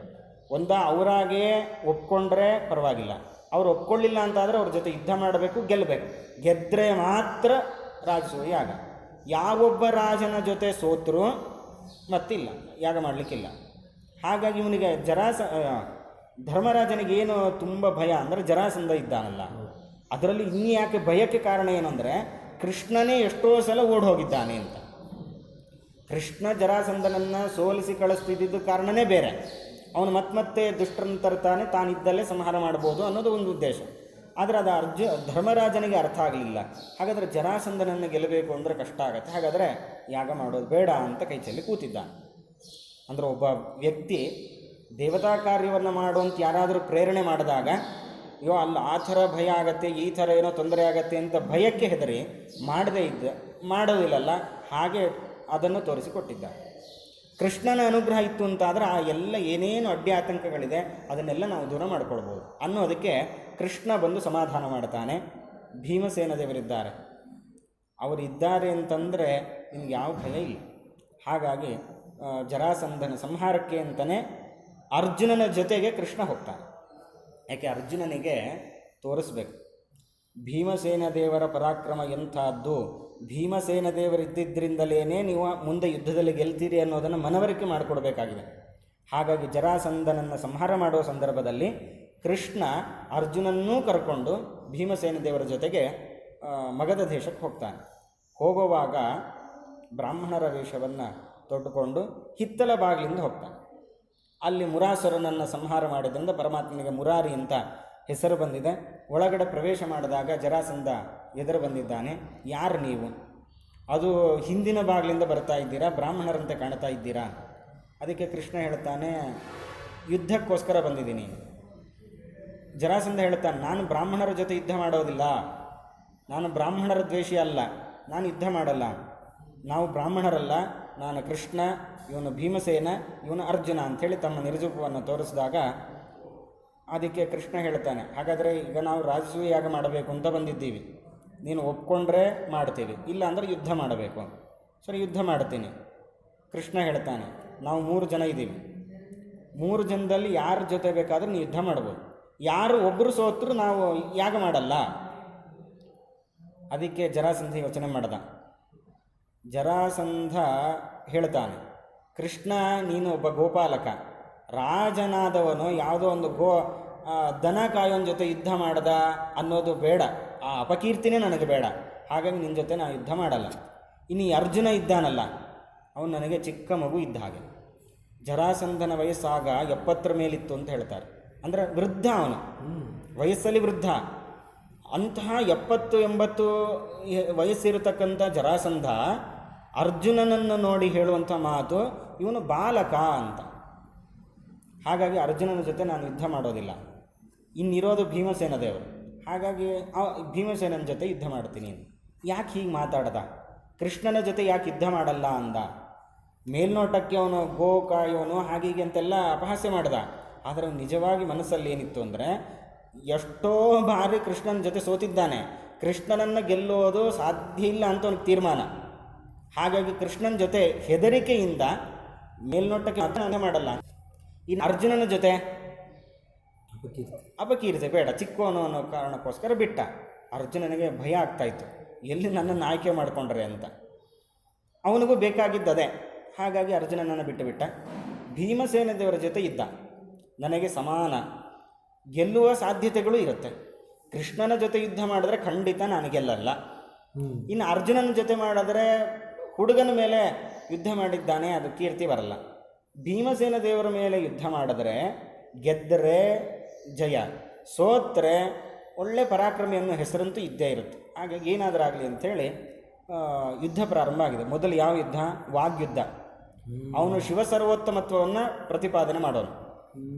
ಎಷ್ಟು ಅಂತಂದರೆ, ಗಂಗಾ ನದಿಯಲ್ಲಿ ಸ್ನಾನ ಅಲ್ಲ, ಗಂಗಾ ನದಿ ಪ್ರವಾಹ ಇದೆಯಲ್ಲ ಅದರ ಶಬ್ದ ಕೇಳಬಾರದು ಅನ್ನೋಷ್ಟು ವಿಷ್ಣುದ್ವೇಷ. ಅದಕ್ಕೇನು ಮಾಡ್ತಾ ಇದ್ದ? 3 ನಗಾರಿಗಳನ್ನು ಇಟ್ಟಿದ್ದ. ನಗಾರಿ 24/7 ಬಾರಿಸ್ತಾನೆ ಇದ್ದರು. ಯಾಕೆ? ಆ ಶಬ್ದ ಗಂಗಾ ನದಿಯ ಪ್ರವಾಹದ ಶಬ್ದವನ್ನು ತಡೀಬೇಕು ಅಂತ. ಅಂದರೆ ಅಷ್ಟು ವಿಷ್ಣುದ್ವೇಷಿ. ಅಂಥವನ ಜೊತೆಗೆ ವಾದ ಪ್ರಾರಂಭ ಆಯಿತು. ಇವನು ಹರಿಸರ್ವೋತ್ತಮತ್ವ ಅಂತ ಭೀಮಸೇನ ದೇವರ ಪ್ರತಿಪಾದನೆ ಮಾಡಿದ್ರೆ, ಇವನು ಶಿವಸರ್ವೋತ್ತಮತ್ವ ಅಂತ ಪ್ರತಿಪಾದನೆ ಮಾಡೋದು. ಕೊನೆಗೆ ಆ ವಾದದಲ್ಲಿ ಸೋಲಿಸೋದು. ಅದಾದ ಮೇಲೆ ಮಲ್ಲ ಯುದ್ಧ ಪ್ರಾರಂಭ ಆಯಿತು. ಗದೆ ಅದು ಇದು ಎಲ್ಲ, ಕೊನೆಗೆ ಮುಷ್ಟಿಗಳಿಂದ ಪ್ರಹಾರ. ಕೃಷ್ಣ ಪರಮಾತ್ಮ ಸೂಚನೆ ಮಾಡುತ್ತಾನೆ, ಅವನನ್ನು ಸೀಳಿಬಿಟ್ಟು ಆ ಕಡೆ ಈ ಕಡೆ ಹಾಕಬೇಕು ಅಂತೇಳಿ ಸೀಳಿಬಿಟ್ಟು ಪರಮಾತ್ಮನಿಗೆ ಸಮರ್ಪಣೆಯನ್ನು ಮಾಡಿದ್ದಾರೆ. ಅಸುರ ವಧೆಯನ್ನು ಪರಮಾತ್ಮನಿಗೆ ಸಮರ್ಪಣೆಯನ್ನು ಮಾಡಿ ಪರಮಾತ್ಮನ ಅನುಗ್ರಹವನ್ನು ಭೀಮಸೇನ ದೇವರು ಪಡೆದಿದ್ದಾರೆ. ಯಾವಾಗ ಜರಾಸಂಧ ಸತ್ತಿದ್ದಾನೆ ಅಂತ ಗೊತ್ತಾಯಿತೋ, ಯಾರ್ಯಾರು ಯುದ್ಧ ಮಾಡಬೇಕು ಅಂತಿದ್ರು ಅವರೆಲ್ಲ ಹೆದರ್ಕೊಂಡು ನಾವು ಯಾಗಕ್ಕೆ ಸಮ್ಮತಿಯನ್ನು ಸೂಚಿಸಿದ್ದೀವಿ ಅಂಥೇಳಿ ನಾನಾ ರೀತಿಯ ಸಂಪತ್ತನ್ನು ತಂದಿದ್ದಾರೆ. ಆ ಸಂಪತ್ತನ್ನು ಯಾಗ ಮಾಡುವಾಗ ದಾನ ಮಾಡಬೇಕು. ದಾನ ಮಾಡಲಿಕ್ಕಿಂತ ಯಾರು ನೆಡಬೇಕು? ಈಗ ಏನಾದರೂ ಫಂಕ್ಷನ್ ಆದಾಗ ಉಡುಗೊರೆಗಳನ್ನೇ ಇಸ್ಕೊಳ್ಳಿಕ್ಕೆ ಅಂತ ಒಬ್ರು ಇರ್ತಾರೆ, ಇಸ್ಕೊಳ್ಳೋದು ಒಂದು ಬ್ಯಾಗಲ್ಲಿ ಹಾಕೋದು. ಹಾಗೆ ಇಲ್ಲಿ ಉಡುಗೊರೆ ಇಸ್ಕೊಳ್ಳೋದಲ್ಲ, ಉಡುಗೊರೆ ಕೊಡೋದು. ಯಾರನ್ನ ನಿಲ್ಲಿಸಿದ್ದಾರೆ? ಯಾರೋ ಕೃಷ್ಣನೋ ರುಕ್ಮಿಣಿನೋ ಅಥವಾ ಯಾರು ನಮಗೆ ಬೇಕಾದವ್ರನ್ನ ನಿಲ್ಲಿಸಲಿಲ್ಲ. ಕೃಷ್ಣ ಬೇಕಂತಲೇ ದುರ್ಯೋಧನನ್ನು ನಿಲ್ಲಿಸ್ದ. ಯಾಕೆ? ದುರ್ಯೋಧನಿಗೆ ಸಿಟ್ಟಿದೆ. ಅವನೇನು ಮಾಡ್ತಾನೆ? ಧರ್ಮರಾಜ ಇವ್ರಿಗೆ 10 ರೂಪಾಯಿ ಕೊಡು ಅಂದರೆ 1000 ರೂಪಾಯಿ ಕೊಟ್ಟು ಕಳಿಸ್ತಾನೆ. ಯಾಕೆ? ಅವನ ಮನಸ್ಥಿತಿ ಏನಿತ್ತು ಅಂದರೆ, ಬೇಗ ಕೊಟ್ಟು ಖಾಲಿ ಮಾಡಿಬಿಟ್ರೆ ಇನ್ನು ಬೇರೆ ಬಂದಿರ್ತಾರಲ್ಲ ಅವರಿಗೆ ದುಡ್ಡಿಲ್ಲ, ದಾನ ಮಾಡಲಿಕ್ಕೆ ಏನಿಲ್ಲ, ಹಾಗಾದರೆ ಧರ್ಮರಾಜನಿಗೆ ಅಪಕೀರ್ತಿ ಬರಲಿ ಅಂತ. ಆ ದುರುದ್ದೇಶದಿಂದ 10 ರೂಪಾಯಿ ಕೊಡುವಂದಲ್ಲಿ 20-30 ಅವನಿಗೆ ಕೈಗೆ ಬಂದಂಗೆ ಕೊಡೋದು, ಕೈಗೆ ಎಷ್ಟು ಬರುತ್ತೋ ಅಷ್ಟು ಕೊಟ್ಟು ಕಳಿಸೋದು. ಆದರೆ ಏನಾಗಿತ್ತು? ಪರಮಾತ್ಮನ ಅನುಗ್ರಹದಿಂದ ಅವನು ಎಷ್ಟು ಕೊಟ್ಟರೂ ಕಡಿಮೆ ಆಗ್ತಿರಲಿಲ್ಲ. ಕೊನೆಗೇನಾಯಿತು? ನಾವು ಧರ್ಮರಾಜ ಹೇಳಿದ್ದಕ್ಕಿಂತಲೂ ಜಾಸ್ತಿ ಕೊಟ್ಟಿದ್ದಾರೆ ಅಂತ ಕೀರ್ತಿನೇ ಬಂತು ಹೊರತು ಅಪಕೀರ್ತಿ ಅನ್ನೋದು ಬರಲಿಲ್ಲ. ಅಂದರೆ ಪರಮಾತ್ಮ ತಾನು ಸಂಕಲ್ಪ ಮಾಡಿದರೆ ಯಾರು ಏನು ಮಾಡಿದ್ರು ನಮ್ಮನ್ನು ಕೆಳಗೆ ತುಳಿಬೇಕು ಅಂತ 100 ರೀತಿ ಪ್ರಯತ್ನ ಪಟ್ಟರು, ಪರಮಾತ್ಮನ ಸಂಕಲ್ಪ ಒಂದು ಸಾಕು ನಮ್ಮನ್ನು ಪಾರು ಮಾಡಲಿ. ಹಾಗೆ ಧರ್ಮರಾಜನಿಗೆ ಕೀರ್ತಿ ಬರಬೇಕು ಅನ್ನೋ ಕಾರಣಕ್ಕೋಸ್ಕರ ಇಷ್ಟೆಲ್ಲ ಲೀಲೆಗಳನ್ನು ಪರಮಾತ್ಮ ಮಾಡಿದ್ದಾನೆ. ಸ್ವಯಂ ತಾನು ಎಲೆಗಳನ್ನು ತೆಗೆದಿದ್ದಾನೆ, ಮಾರ್ಜನವನ್ನು ಮಾಡಿದ್ದಾನೆ. ಬ್ರಾಹ್ಮಣರು ತಿಂದ ಎಲೆಗಳನ್ನು ಸ್ವಚ್ಛ ಮಾಡೋದು, ಗೋಮಯ ಮಾಡೋದು ಅಂತಂದರೆ ಅದು ತುಂಬ ಪುಣ್ಯ ಕಾರ್ಯ ಅಂತ. ನರಸಿಂಹ ಪುರಾಣದಲ್ಲಿ ಒಂದು ವಿಚಾರ ಬರುತ್ತೆ. ಒಬ್ಬ ತೋಟದ ಮಾಲೀಕ ದಿನ ದೇವರ ಪೂಜೆಗೆ ಅಂಥೇಳಿ ತುಳಸಿ ಹೂವನ್ನು ಬೆಳೆಸ್ತಾ ಇದ್ದ. ಆದರೆ ಬೆಳೆಸಿದಾಗೆಲ್ಲ ರಾತ್ರಿ ಇರ್ತಾಯಿತ್ತು, ಬೆಳಗ್ಗೆ ಆಗೋಷ್ಟರೊಳಗೆ ತುಳಸಿನೂ ಇರ್ತಿರಲಿಲ್ಲ, ಹೂವು ಇರ್ತಿರಲಿಲ್ಲ. ತುಂಬ ದಿವಸ ನೋಡ್ದ, ರಾತ್ರಿ ಎಲ್ಲ ಎಚ್ಚರ ಇದ್ದು ನೋಡ್ದ, ಏನು ಯಾರು ತೊಗೊಂಡೋಗ್ತಿದ್ರು ಗೊತ್ತಾಗಲಿಲ್ಲ. ಅವ್ರ ಮನೆಗೆ ಒಂದು ಸಲ ಋಷಿಗಳು ಬಂದಾಗ ಕೇಳ್ತಾನೆ, ಏನಾಗ್ತಾ ಇದೆ ಅಂತ. ಏನಿಲ್ಲ, ಇಂದ್ರನ ಮಗ ಮಾತಲಿ ಜಯಂತ ಅವನು ಬರ್ತಾ ಇದ್ದಾನೆ, ಅವನು ತೊಗೊಂಡು ಹೋಗ್ತಿದ್ದಾನೆ. ಹಾಗಾದರೆ ಇದಕ್ಕೆ ಪರಿಹಾರ ಏನು? ಏನಿಲ್ಲ, ದೇವರೊಂದು ನಿರ್ಮಾಲ್ಯ ತುಳಸಿನೋ ಹೂವು ನಿನ್ನ ತೋಟದಲ್ಲಿ ಹಾಕು, ಆಮೇಲೆ ಕಳ್ತನ ಆಗಲ್ಲ. ಹಾಕಿದ್ದಾನೆ ಅವತ್ತು ರಾತ್ರಿ. ಮಾರನೇ ದಿವಸ ಬೆಳಗ್ಗೆ ನೋಡಿದಾಗ ವಾಹನ ಇದೆ, ಜಯಂತ ಇದ್ದಾನೆ, ಅವನಿಗೆ ಮುಂದೆ ಒಂದು ಹೆಜ್ಜೆ ಕಾಲಿಡ್ಲಿಕ್ಕೆ ಆಗ್ತಾಯಿಲ್ಲ. ಮಹಾತಲಿಯನ್ನು ಕೇಳ್ತಾನೆ, ಸಾರಥಿಯನ್ನು, ಏನಾಗಿದೆ? ದಿನನಿತ್ಯ ನಾನು ತೊಗೊಂಡು ಹೋಗ್ತಾ ಇದ್ದೆ, ಏನಾಗ್ತಿರಲಿಲ್ಲ, ಇವತ್ತು ಯಾಕೆ ನಂಗೆ ಕಾಲು ಒಂದು ಹೆಜ್ಜೆ ಇಡ್ಲಿಕ್ಕೆ ಆಗ್ತಾಯಿಲ್ಲ, ಯಾಕೆ? ಅದಕ್ಕೆ ಮಾತಲೆ ಹೇಳ್ತಾನೆ, ಏನಿಲ್ಲ, ನಿರ್ಮಾಲ್ಯವನ್ನು ದಾಟಿದಿ, ಆ ಪ್ರಭಾವದಿಂದ ನಿನಗೆ ಕಾಲು ಮುಂದೆ ಇಡ್ಲಿಕ್ಕೆ ಆಗ್ತಾಯಿಲ್ಲ. ಹಾಗಾದರೆ ಏನು ಮಾಡಬೇಕು? ಏನಿಲ್ಲ, ಇಲ್ಲೇ ಒಬ್ಬ ಋಷಿಮುನಿಗಳು ಯಾಗ ಮಾಡ್ತಾ ಇದ್ದಾರೆ, ಅಲ್ಲಿ ದಿನನಿತ್ಯ ಬ್ರಾಹ್ಮಣರ ಭೋಜನ ಆಗತ್ತೆ. ಅವರು ಭೋಜನ ಮಾಡಿದ ಮೇಲೆ ಆ ಎಲೆಗಳಿರುತ್ತಲ್ಲ ಅಲ್ಲಿ ಸ್ವಚ್ಛ ಮಾಡಬೇಕು, ಅಂದಾಗ ನಿನ್ನ ಕಾಲು ಬರುತ್ತೆ. ಅದನ್ನು ಆ ತಕ್ಷಣಕ್ಕೆ ಕಾಲು ಬಂದಿದೆ, ಅದನ್ನು ಮಾಡಿ ತಾನು ಏನು ಕಾಲು ಸ್ತಂಭನ ಆಗಿತ್ತೋ ಅದನ್ನು ಪರಿಹಾರ ಮಾಡಿಕೊಂಡಿದ್ದಾನೆ ಅನ್ನೋದು ನರಸಿಂಹ ಪುರಾಣದಲ್ಲಿ ಬರೋದು. ಅಂದರೆ ಇದರಿಂದ ನಾವು ಅರ್ಥ ಮಾಡ್ಕೊಳ್ಬೇಕಾಗಿರೋದು, ದೇವರ ನಿರ್ಮಾಲ್ಯವನ್ನು ಗೊತ್ತಿಲ್ಲದೆ ದಾಟಿದ್ರು ನಮಗೆ ಕೈಕಾಲು ನೋವು ಈ ಥರದ್ದು ಬರ್ತಾಯಿದೆ. ಎಷ್ಟು ಡಾಕ್ಟ್ರಿಗೆ ತೋರಿಸಿದ್ರು ಏನು ಮಾಡಿದ್ರು ಪರಿಹಾರ ಆಗಲ್ಲ. ಯಾಕೆ ಅಂದರೆ ಈ ಪ್ರಭಾವ. ಹಾಗಾದರೆ ಇದಕ್ಕೆಲ್ಲ ಪರಿಹಾರ ಏನು? ಯಾರು ಬ್ರಾಹ್ಮಣರು ಮನೆಯಲ್ಲಿ ಏನಾದರೂ ಸತ್ಕಾರ ಆದಾಗ, ಬ್ರಾಹ್ಮಣರು ಬಂದಿದ್ದರೆ, ಅತಿಥಿಗಳು ಬಂದಾಗ ಅವರ ಸತ್ಕಾರವನ್ನು ಮಾಡಿ ಆ ಗೋಮಯವನ್ನು ಮಾಡಿದ್ರೆ ಅದು ನಮಗೆ ಇಷ್ಟು ಪುಣ್ಯವನ್ನು ಕೊಡ್ತಾಯಿದೆ. ಇದನ್ನು ತೋರಿಸ್ಲಿಕ್ಕೇ ಕೃಷ್ಣ ಸ್ವಯಂ ತಾನೇ ಮಾಡಿ ತೋರಿಸ್ತಾರೆ. ಹಾಗಾಗಿ ಇದನ್ನು ನಾವು ಅರ್ಥ ಮಾಡಿಕೊಳ್ಬೇಕು. ದೇವರು ಮಾಡಿದ್ದನ್ನು ನಾವು ಅನುಷ್ಠಾನ ಮಾಡಿ ಪರಮಾತ್ಮನ ಅನುಗ್ರಹಕ್ಕೆ ಪಾತ್ರರಾಗಬೇಕು ಅನ್ನೋದನ್ನು ತಿಳಿಸಿದ್ದಾರೆ. ಇದೆಲ್ಲ ಆದಮೇಲೆ ಸಾಲ್ವ ದ್ವಾರಕೆಯನ್ನು ಮುತ್ತಿಗೆ ಹಾಕಿದ್ದಾನೆ. ದ್ವಾರಕೆ ಮುತ್ತಿಗೆ ಹಾಕಿದ್ದಾನೆ ಅಂತ ತಿಳಿದು ಪರಮಾತ್ಮ ಅವನನ್ನು ಸಂಹಾರ ಮಾಡಬೇಕು ಅಂತ ಹೋದಾಗ ಈ ಕಡೆ ಶಕುನಿಯ ಕುತಂತ್ರಕ್ಕೆ ಒಳಗಾಗಿ ಪಾಂಡವರು ತಮ್ಮ ಎಲ್ಲ ಸರ್ವಸ್ವವನ್ನು ಕಳ್ಕೊಂಡಿದ್ದಾರೆ. ಅವರು ಕಾಡಿನ ಪಾಲಾಗಿದ್ದಾರೆ ಅನ್ನೋದು ಕೃಷ್ಣನಿಗೆ ವಿಷಯ ತಿಳಿಯಿತು. ಆದರೂ ಕೂಡ ತಾನು ಇದ್ದಲ್ಲಿಯೇ ದ್ರೌಪದಿ ರಕ್ಷಣೆಯನ್ನು ತಾನು ಮಾಡಿದ್ದಾನೆ. ಕಾಡಿಗೆ ಹೋಗಿ ಅವರ ಜೊತೆ ನಾನಾ ರೀತಿಯ ಸಾಂತ್ವನವನ್ನು ಮಾಡಿ ಕೃಷ್ಣ ಪರಮಾತ್ಮ ಬಂದಿದ್ದಾನೆ. ಎಲ್ಲ ಮುಗಿದ ಮೇಲೆ ಯಾವುದು ವನವಾಸ ಮುಗೀತು, ಅಲ್ಲಿ ಬಂದಿರತಕ್ಕಂಥ ನಾನಾ ರೀತಿಯ ಕಷ್ಟಗಳನ್ನು ಪರಿಹಾರ ಮಾಡಿದ್ದಾನೆ. ಒಂದು ಸಲ ದೂರ್ವಾಸರು ಬರ್ತಾರೆ. ದೂರ್ವಾಸರು ಮೊದಲು ಹಸ್ತಿನಾಪುರಕ್ಕೆ ಬರ್ತಾರೆ.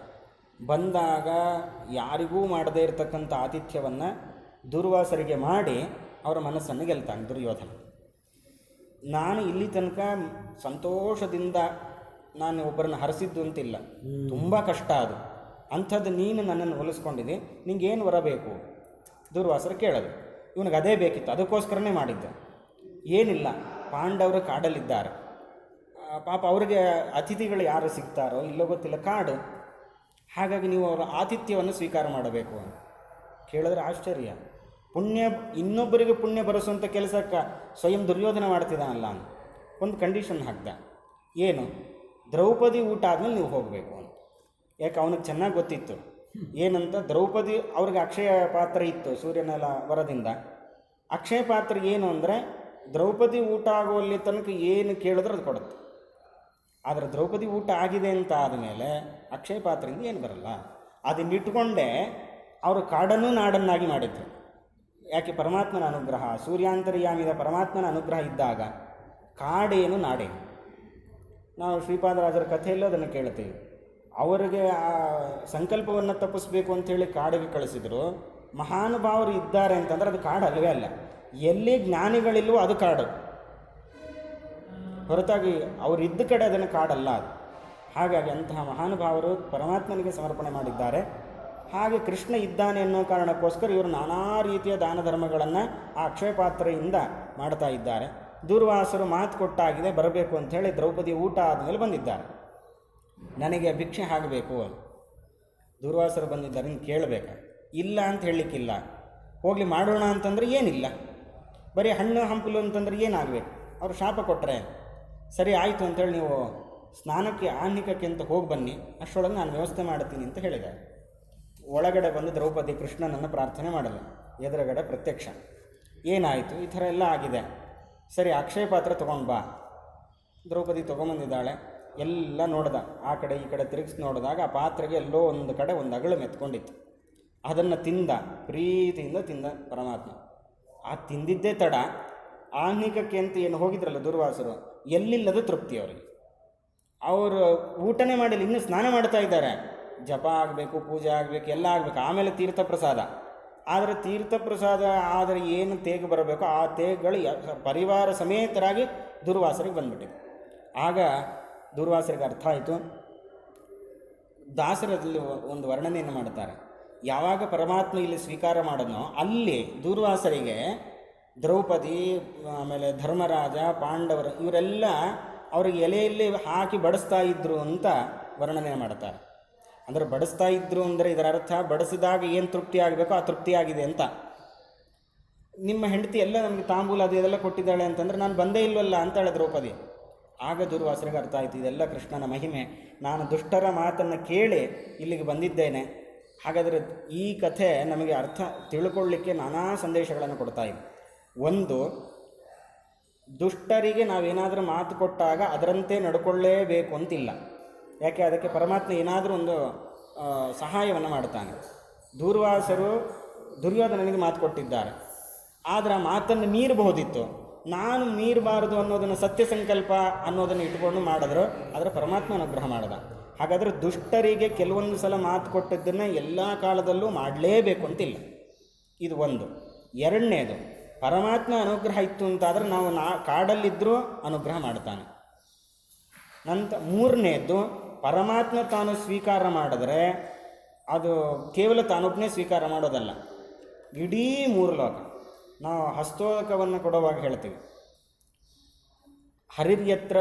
ಯತಿರ್ಯತ್ರ ಗೃಹೇ ಭುಂಕ್ತೆ ತತ್ರ ಭುಂಕ್ತೆ ಹರಿಸ್ವಯಂ, ಹರಿರ್ಯತ್ರ ಗೃಹೇ ಭುಂಕ್ತೆ ತತ್ರ ಭುಂಕ್ತೆ ಜಗತ್ರಯಂ.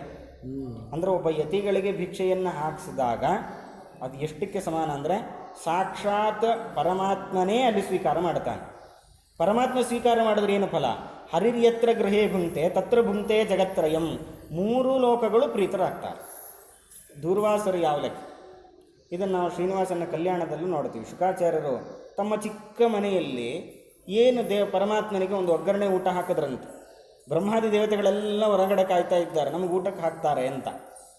ಪರಮಾತ್ಮ ಯಾವಾಗ ತಾನು ಸ್ವೀಕಾರ ಮಾಡಿದ, ಬ್ರಹ್ಮಾದಿ ಎಲ್ಲ ದೇವತೆಗಳಿಗೂ ಕೂಡ ತೃಪ್ತಿಯಾಗಿತ್ತು. ಇದು ದೇವರು ತೋರಿಸ್ಕೊಟ್ಟಿದ್ದು. ದೇವರಿಗೆ ಯಾಕೆ ಸಮರ್ಪಣೆ ಮಾಡಬೇಕು ಅಂದರೆ, ದೇವರಿಗೆ ಸಮರ್ಪಣೆ ಮಾಡಿದ್ರೆ ಮೂರು ಲೋಕಕ್ಕೂ ಸಮರ್ಪಣೆ ಮಾಡಿದ ಫಲ ನಮಗೆ ಸಿಗತ್ತೆ ಅನ್ನೋದನ್ನು ತೋರಿಸಿಕೊಡ್ತಾ ಇದು ನಮಗೆ ಸಂದೇಶವನ್ನು ಕೊಟ್ಟಿದೆ. ಹಾಗಾಗಿ ದೇವರು ಸಂಕಲ್ಪ ಮಾಡಿದಾಗ ಅದನ್ನು ಹಾಗೆ ನಡೆಸ್ತಾನೆ. ದುಷ್ಟರಿಗೆ ನಾವು ಏನಾದರೂ ಮಾತು ಕೊಟ್ಟಾಗ ಎಲ್ಲ ಕಾಲದಲ್ಲೂ ಅದರಂತೆ ನಡ್ಕೊಳ್ಳಬೇಕು ಅನ್ನೋದು ಆ ಸಂದೇಶವನ್ನು ತೋರಿಸಿಕೊಟ್ಟಿದ್ದಾನೆ. ಇದಾದ ಮೇಲೆ ಪಾಂಡವರು ವನವಾಸವನ್ನು, ಅಜ್ಞಾತವಾಸವನ್ನು ಎಲ್ಲ ಮುಗಿಸಿಕೊಂಡು ಬರ್ತಾರೆ. ಬಂದಾಗ ಕೃಷ್ಣ ಅಲ್ಲಿಗೆ ಹೋಗ್ತಾನೆ, ಮಾತುಕತೆ ನಡೆಯುತ್ತೆ. ಧರ್ಮರಾಜ ಹೇಳ್ತಾನೆ, ನಮಗೆ 5 ಊರುಗಳನ್ನು ಕೊಟ್ಟರು ಸಾಕು, ನಾವು ಜೀವನ ನಡೆಸ್ಕೊಂಡಿರ್ತೀವಿ. ಎಲ್ಲರನ್ನ ಕೇಳಿದಾಗ ಒಂದೊಂದು ರೀತಿಯ ಅಭಿಪ್ರಾಯಗಳು ಬರುತ್ತೆ. ಭೀಮಸೇನ ದೇವರು ಹೇಳ್ತಾರೆ, ನಾವಿರೋದೇನೆ ಯುದ್ಧ ಮಾಡಲಿಕ್ಕೆ, ಹಾಗಾಗಿ ಮಾಡಬೇಕು. ಧರ್ಮರಾಜ ಏನೋ ಮಾತಾಡಿದಾಗ ಪ್ರಯತ್ನ ಅಂದ್ರೇನು, ದೇವರಿಟ್ಟಂಗೆ ಆಗತ್ತೆ, ನಾವು ಯಾಕೆ ಇದು ಮಾಡಬೇಕು ಅಂತಂದಾಗ ಭೀಮಸೇನ ದೇವರು ಹೇಳ್ತಾರೆ, ದೇವರಿಟ್ಟ ಹಾಗೆ ಆಗತ್ತೆ ಅಂತ ಹೇಳಿ ನಾವೇನೂ ಪ್ರಯತ್ನ ಪಡದೇ ಇದ್ದರೆ, ದೇವರು ನೀನು ಪ್ರಯತ್ನ ಪಟ್ಟು ನಾನು ಮಾಡ್ತೀನಿ ಅಂತ ಸಂಕಲ್ಪ ಇರಬಹುದಲ್ಲ. ದೇವರಿಟ್ಟಂಗೆ ಆಗತ್ತೆ ಅಂತೇಳಿ ನಾವೇನೂ ಪ್ರಯತ್ನ ಪಡದೇ ಇದ್ದರೆ, ದೇವರ ಸಂಕಲ್ಪ ನೀನು ಸ್ವಲ್ಪ ಪ್ರಯತ್ನ ಪಟ್ಟು ನಾನು ಮಾಡ್ತೀನಿ ಅಂತ, ಅದು ಯಾವುದೇ ಆಗಿರಲಿ. ಹಾಗಾದರೆ ಇದನ್ನು ನಾವು ಅರ್ಥ ಮಾಡಿಕೊಂಡು ನಮ್ಮ ಪ್ರಯತ್ನವೂ ಇರಬೇಕು. ಪ್ರಯತ್ನಮೇಕಮಗ್ರತೋ ನಿಧಾಯ ಭೂತಿ ಮಾಪ್ನುಮಃ ಅಂತ ಭೀಮಸೇನ ದೇವರು ಅರ್ಜುನನಿಗೆ ಧರ್ಮದ ಉಪದೇಶವನ್ನು ಮಾಡ್ತಾರೆ. ಈ ಸಂದರ್ಭದಲ್ಲಿ ದ್ರೌಪದೀ ದೇವಿಯು ಕೂಡ ಕಾಡಲ್ಲಿದ್ದಾಗ ಉಪದೇಶವನ್ನು ಮಾಡಿರ್ತಾರೆ. ಇದನ್ನೆಲ್ಲ ಕೇಳಿ ಆದರೂ ಬೇಡ, ಜಗಳ ಯಾಕೆ ಆಡಬೇಕು, ಒಂದು ಯಾವುದು ಆಸ್ತಿಗೋಸ್ಕರ ಜಗಳ ಆಡಿದ್ರು ಅಂತಾಗತ್ತೆ. ಹಾಗಾಗಿ ಬೇಡ, ಒಂದು ಸಲ ಅವ್ರನ್ನ ಕೇಳೋಣ, ಸಂಧಾನಕ್ಕೆ ಬಂದರೆ ಸರಿ, ಇಲ್ಲ ಅಂತ ಆದರೆ ಆಮೇಲೆ ಯುದ್ಧ ಮಾಡೋಣ ಅಂತ ಹೇಳಿದಾಗ ಸರಿ ಆಯಿತು, ಸಂಧಾನ ಮಾಡೋಣ ಅಂಥೇಳಿ ಸಂಧಾನಕ್ಕಿಂತ ಕೃಷ್ಣ ಹೋಗ್ತಾನೆ. ಸಂಧಾನ ಫಲಕಾರಿಯಾಗಲ್ಲ ಅನ್ನೋದು ಗೊತ್ತು, ಆದರೆ ಕೃಷ್ಣ ಯಾಕೆ ಹೋದ? ಯಾಕೆ ಅಂದರೆ ನಾಳೆ ದಿವಸ ಕೃಷ್ಣನ ಬಗ್ಗೆ ಯಾರು ಮಾತಾಡ್ಕೊಳ್ಬಾರ್ದು. ಕೃಷ್ಣ ಹೇಳಿದರೆ ಬಹುಶಃ ದುರ್ಯೋಧನ ಕೇಳ್ತಾ ಇದ್ದ, ಅಥವಾ ದುರ್ಯೋಧನ ಕೇಳ್ತಾ ಇರಲಿಲ್ಲ ಅಂದರೂ ಭೀಷ್ಮಾಚಾರ್ಯರು, ದ್ರೋಣಾಚಾರ್ಯರು, ತನ್ನ ತಂದೆ ಧೃತರಾಷ್ಟ್ರ ಇವರೆಲ್ಲ ಇದ್ದಾರೆ. ದೊಡ್ಡವರಿಗೆ ಹೇಳಿದ್ರಾದರೂ ಅವರಾದರೂ ತಡೀತಿದ್ರಲ್ಲ, ಕೃಷ್ಣ ತಡಿಲಿಲ್ಲ. ಹಾಗಾಗಿ ಯುದ್ಧ ಆಗಲಿಕ್ಕೆ ಒಂದು ರೀತಿ ಕೃಷ್ಣನೇ ಕಾರಣ ಅಂತ ಮಾತಾಡ್ಕೊಳ್ಬಾರ್ದು. ಜೊತೆಗೆ ದುರ್ಯೋಧನನ ಮನಸ್ಥಿತಿ ಏನಿದೆ ಅನ್ನೋದನ್ನು ಜಗತ್ತಿಗೆ ತೋರಿಸ್ಬೇಕು. ಹಾಗಾಗಿ ಸಂಧಾನಕ್ಕೆ ಹೋಗ್ತಾನೆ, ಏನು ಮಾಡಿದ್ರು ಕೂಡ ಆಗೋಲ್ಲ. ಈ ಸಂದರ್ಭದಲ್ಲಿ ದುರ್ಯೋಧನ ಒಂದು ಯೋಜನೆಯನ್ನು ಹಾಕ್ತಾನೆ. ಕೃಷ್ಣ ಬರ್ತಿದ್ದಾನೆ, ಕೃಷ್ಣನನ್ನು ನಮ್ಮ ಕಡೆಗೆ ತಿರುಗಿಸ್ಕೊಂಡ್ರೆ ಇನ್ನು ಪಾಂಡವರು ಏನೂ ಇಲ್ಲ, ಪಾಂಡವರು ಏನೂ ಮಾಡಲಿಕ್ಕೆ ಸಾಧ್ಯ ಇಲ್ಲ. ಹಾಗೆ ಕೃಷ್ಣನನ್ನು ಹೋಲಿಸ್ಕೊಳ್ಬೇಕು. ಹೇಗೆ? ಅವನಿಗೆ ತುಂಬ ತುಂಬ ತುಂಬ ಅಂದರೆ ಸತ್ಕಾರ ಮಾಡಬೇಕು. ಸಾಮಾನ್ಯ ಯಾರಿಗಾದರೂ ಸತ್ಕಾರ ಮಾಡಿದ್ರೆ ಅವ್ರಿಗೆ ಮನಸ್ಸು ಕರಗಿಬಿಡತ್ತೆ. ಎಷ್ಟೋ ಸಲ ಬಲರಾಮನನ್ನು ಹಾಗೆ ಬುಟ್ಟಿಗೆ ಹಾಕ್ಕೊಂಡಿದ್ದ ದುರ್ಯೋಧನ, ಹಾಗೆ ಕೃಷ್ಣನನ್ನು ಬುಟ್ಟಿಗೆ ಹಾಕ್ಕೊಳ್ಬೋದು ಅಂಥೇಳಿ ಎಲ್ರಿಗೂ ಏನು ಸತ್ಕಾರ ಮಾಡಿದ್ನೋ ಅದಕ್ಕಿಂತ ಜಾಸ್ತಿನೇ ಸತ್ಕಾರ ಎಲ್ಲ ನಿರ್ಮಾಣ ಮಾಡಿದ್ದ. ಯಾಕೆಂದರೆ ಅಷ್ಟು ಸುಲಭ ಅಲ್ಲ ಅಂತ. ಏನು ಮಾಡಿದ್ರು ಅದನ್ನು ಕಣ್ಣೆತ್ತು ನೋಡಲಿಲ್ಲ ಪರಮಾತ್ಮ. ವಿದರನ ಮನೆಗೆ ಹೋಗಿ ಹಣ್ಣನ್ನು ಸ್ವೀಕಾರ ಮಾಡಿದ. ಹೀಗೆ ಆ ಸಂಧಾನ ವಿಫಲ ಆಗಿದೆ, ಯುದ್ಧ ನಡೆದಿದೆ. ಯುದ್ಧದಲ್ಲಿ ಕೃಷ್ಣನೇ ತಾನು ಸಾರಥ್ಯವನ್ನು ಮಾಡಿ ಕೃಷ್ಣ ಅರ್ಜುನನಿಗೆ ಜಯವನ್ನು ತಂದುಕೊಟ್ಟಿದ್ದಾನೆ. ದುರ್ಯೋಧನನ ಸಂಹಾರವೂ ಆಗಿದೆ. ದುರ್ಯೋಧನನ ಸಂಹಾರ ಆದಾಗ ಆ ಸಂದರ್ಭದಲ್ಲಿ ಆಗ ತೀರ್ಥಯಾತ್ರೆಯನ್ನು ಮುಗಿಸ್ಕೊಂಡು ಬಲರಾಮದೇವರು ಬರ್ತಾರೆ. ಅದು ತೊಡೆಗೆ ಹೊಡೆದಿದ್ದನ್ನು ನೋಡಿ ಬಲರಾಮದೇವರಿಗೆ ಸಿಟ್ಟು ಬರುತ್ತೆ. ಇದು ಅಧರ್ಮ. ಯುದ್ಧದ ನೀತಿ ನಿಯಮಗಳನ್ನು ಹೇಳುವಾಗ ತೊಡೆಗೆ ಹೊಡಿಬಾರದು ಅಂತಿದೆ. ಹಾಗಾದರೆ ಭೀಮಸೇನ ದೇವರು ತೊಡೆಗೆ ಹೊಡೆದ್ರಲ್ಲ, ಅದು ಅಧರ್ಮವೇ? ಕೃಷ್ಣ ಹೇಳ್ತಾನೆ, ಇಲ್ಲ, ಇದು ಅಧರ್ಮ ಅಲ್ಲ. ಯಾಕೆ? ಅವನು ಇದ್ದಕ್ಕಿದ್ದಾಗ ನೇರವಾಗಿದ್ದವನು ಇದ್ದಕ್ಕಿದ್ದಾಗ ತಿರುಗಿ ಯುದ್ಧ ಮಾಡಲಿಕ್ಕೆ ಪ್ರಾರಂಭ ಮಾಡ್ತಾನೆ. ಭೀಮಸೇನ ದೇವರು ಮಾಮೂಲಾಗಿ ಹೊಡಿತಾ ಇದ್ದಾರೆ, ಅವನು ತಿರುಗಿದ್ರಿಂದ ಅದು ತೊಡೆಗೆ ತಾಕಿದೆ. ಹಾಗಾಗಿ ಇದು ಅಧರ್ಮ ಅಲ್ಲ. ಇನ್ನೂ ಕರೆಕ್ಟಾಗಿ ಹೇಳಬೇಕಂದ್ರೆ ಬೇಕು ಅಂತ ತೊಡೆಗೆ ಹೊಡೆದಿದ್ರೂ ಇದು ಅಧರ್ಮ ಅಲ್ಲ. ಯಾಕೆ? ಯಾರು ಧಾರ್ಮಿಕರಾಗಿರ್ತಾರೋ ಅವರ ಜೊತೆಗೆ ಧರ್ಮದಿಂದ ನಡ್ಕೊಳ್ಳೋದು ಧರ್ಮ. ಇನ್ನು ಯಾರು ಧರ್ಮ ಬಾಹಿರರೋ, ಧರ್ಮವನ್ನು ನಾನಾ ರೀತಿಯಿಂದ ಅದನ್ನು ತುಳಿದಿರ್ತಾರೋ ಅಂಥವರ ಜೊತೆ ಧರ್ಮ ಯುದ್ಧ ಮಾಡ್ತೀವಿ ಅಂದರೆ ಅದು ಅಧರ್ಮ. ಹಾಗಾಗಿ ಏನೂ ಅಪರಾಧ ಮಾಡದೇ ಇರತಕ್ಕಂಥ ಪಾಂಡವರಿಗೆ ಮೋಸದಿಂದ ಅವರ ಎಲ್ಲ ರಾಜ್ಯವನ್ನು ಕಸ್ಕೊಂಡ್ರಲ್ಲ, ಅದು ಅವಾಗ ನಿನಗೆ ಮಾತಾಡಬೇಕು ಅನಿಸ್ಲಿಲ್ವ? ಬಲರಾಮದೇವರು ಸಿಟ್ಟಾದಾಗ ಕೇಳೋದು ಕೃಷ್ಣ. ಆಮೇಲೆ ಆ ತುಂಬಿದ ಸಭೆಯಲ್ಲಿ ಒಂದು ಹೆಣ್ಣು ಮಗಳಿಗೆ ಅವಮಾನ ಮಾಡಿದ್ರಲ್ಲ, ಅದು ಏಕವಸ್ತ್ರಳಾಗಿದ್ದಾಗ. ಹಾಗಾದರೆ ಅದು ಧರ್ಮವಾದ? ಅದು ಧರ್ಮ ಅಲ್ಲ. ಇವರು ಅಜ್ಞಾತವಾಸ ಮುಗಿದಿದ್ದರೂ ಬೇಕಂತಲೇ ಅದನ್ನು ಮುಗಿದಿಲ್ಲ ಅಂತ ಹೇಳಿದ್ರಲ್ಲ, ಹಾಗಾದರೆ ಅದು ಅಧರ್ಮ ಅಲ್ವಾ? ಇಂಥ ಅಧಾರ್ಮಿಕರಾದವರಿಗೆ ಧರ್ಮದಿಂದ ನಡೆದುಕೊಳ್ಳೋದೇನೇ ಇದು ಅಧರ್ಮ. ಹಾಗಾಗಿ ಭೀಮಸೇನ ದೇವರು ಮಾಡಿದ್ರಲ್ಲಿ ಯಾವ ತಪ್ಪಿಲ್ಲ ಅಂತ ಕೃಷ್ಣ ತಾನು ಹೇಳಿದಾಗ ಏನಾದರೂ ಬಲರಾಮ ದೇವರಿಗೆ ಅದನ್ನು ಅರಗಿಸ್ಕೊಳ್ಳಿಕ್ಕೆ ಆಗ್ತಾ ಇಲ್ಲ. ಇದು ಅಧರ್ಮ ಅಂಥೇಳಿ ನಾನು ಇದನ್ನು ಸಹನೆ ಮಾಡಲ್ಲ ಅಂಥೇಳಿ ಹೋಗಿಬಿಟ್ಟಿದ್ದಾರೆ. ಆಮೇಲೆ ಇವರನ್ನೆಲ್ಲ ಕರ್ಕೊಂಡು ಧೃತರಾಷ್ಟ್ರನ ಬಳಿಗೆ ಬರ್ತಾರೆ. ಬಂದಾಗ ಬೇಕು ಅಂತಲೇ ಒಂದು ಭೀಮನ ಪ್ರತಿಮೆಯನ್ನು ಮಾಡಿಸಿದ್ರಲ್ಲಿ. ಬಂದಾಗ ಧೃತರಾಷ್ಟ್ರ ಕೇಳ್ತಾನೆ, ಭೀಮ ಎಲ್ಲಿ? ನನ್ನ ಮಕ್ಕಳನ್ನು ಕೊಂದಿದ್ದಾನಲ್ಲ, ಭೀಮ ಎಲ್ಲಿದ್ದಾನೆ? ಅವನು ನೋಡಿ ನಾನು ಆಲಿಂಗನ ಮಾಡಿಕೊಳ್ಬೇಕು.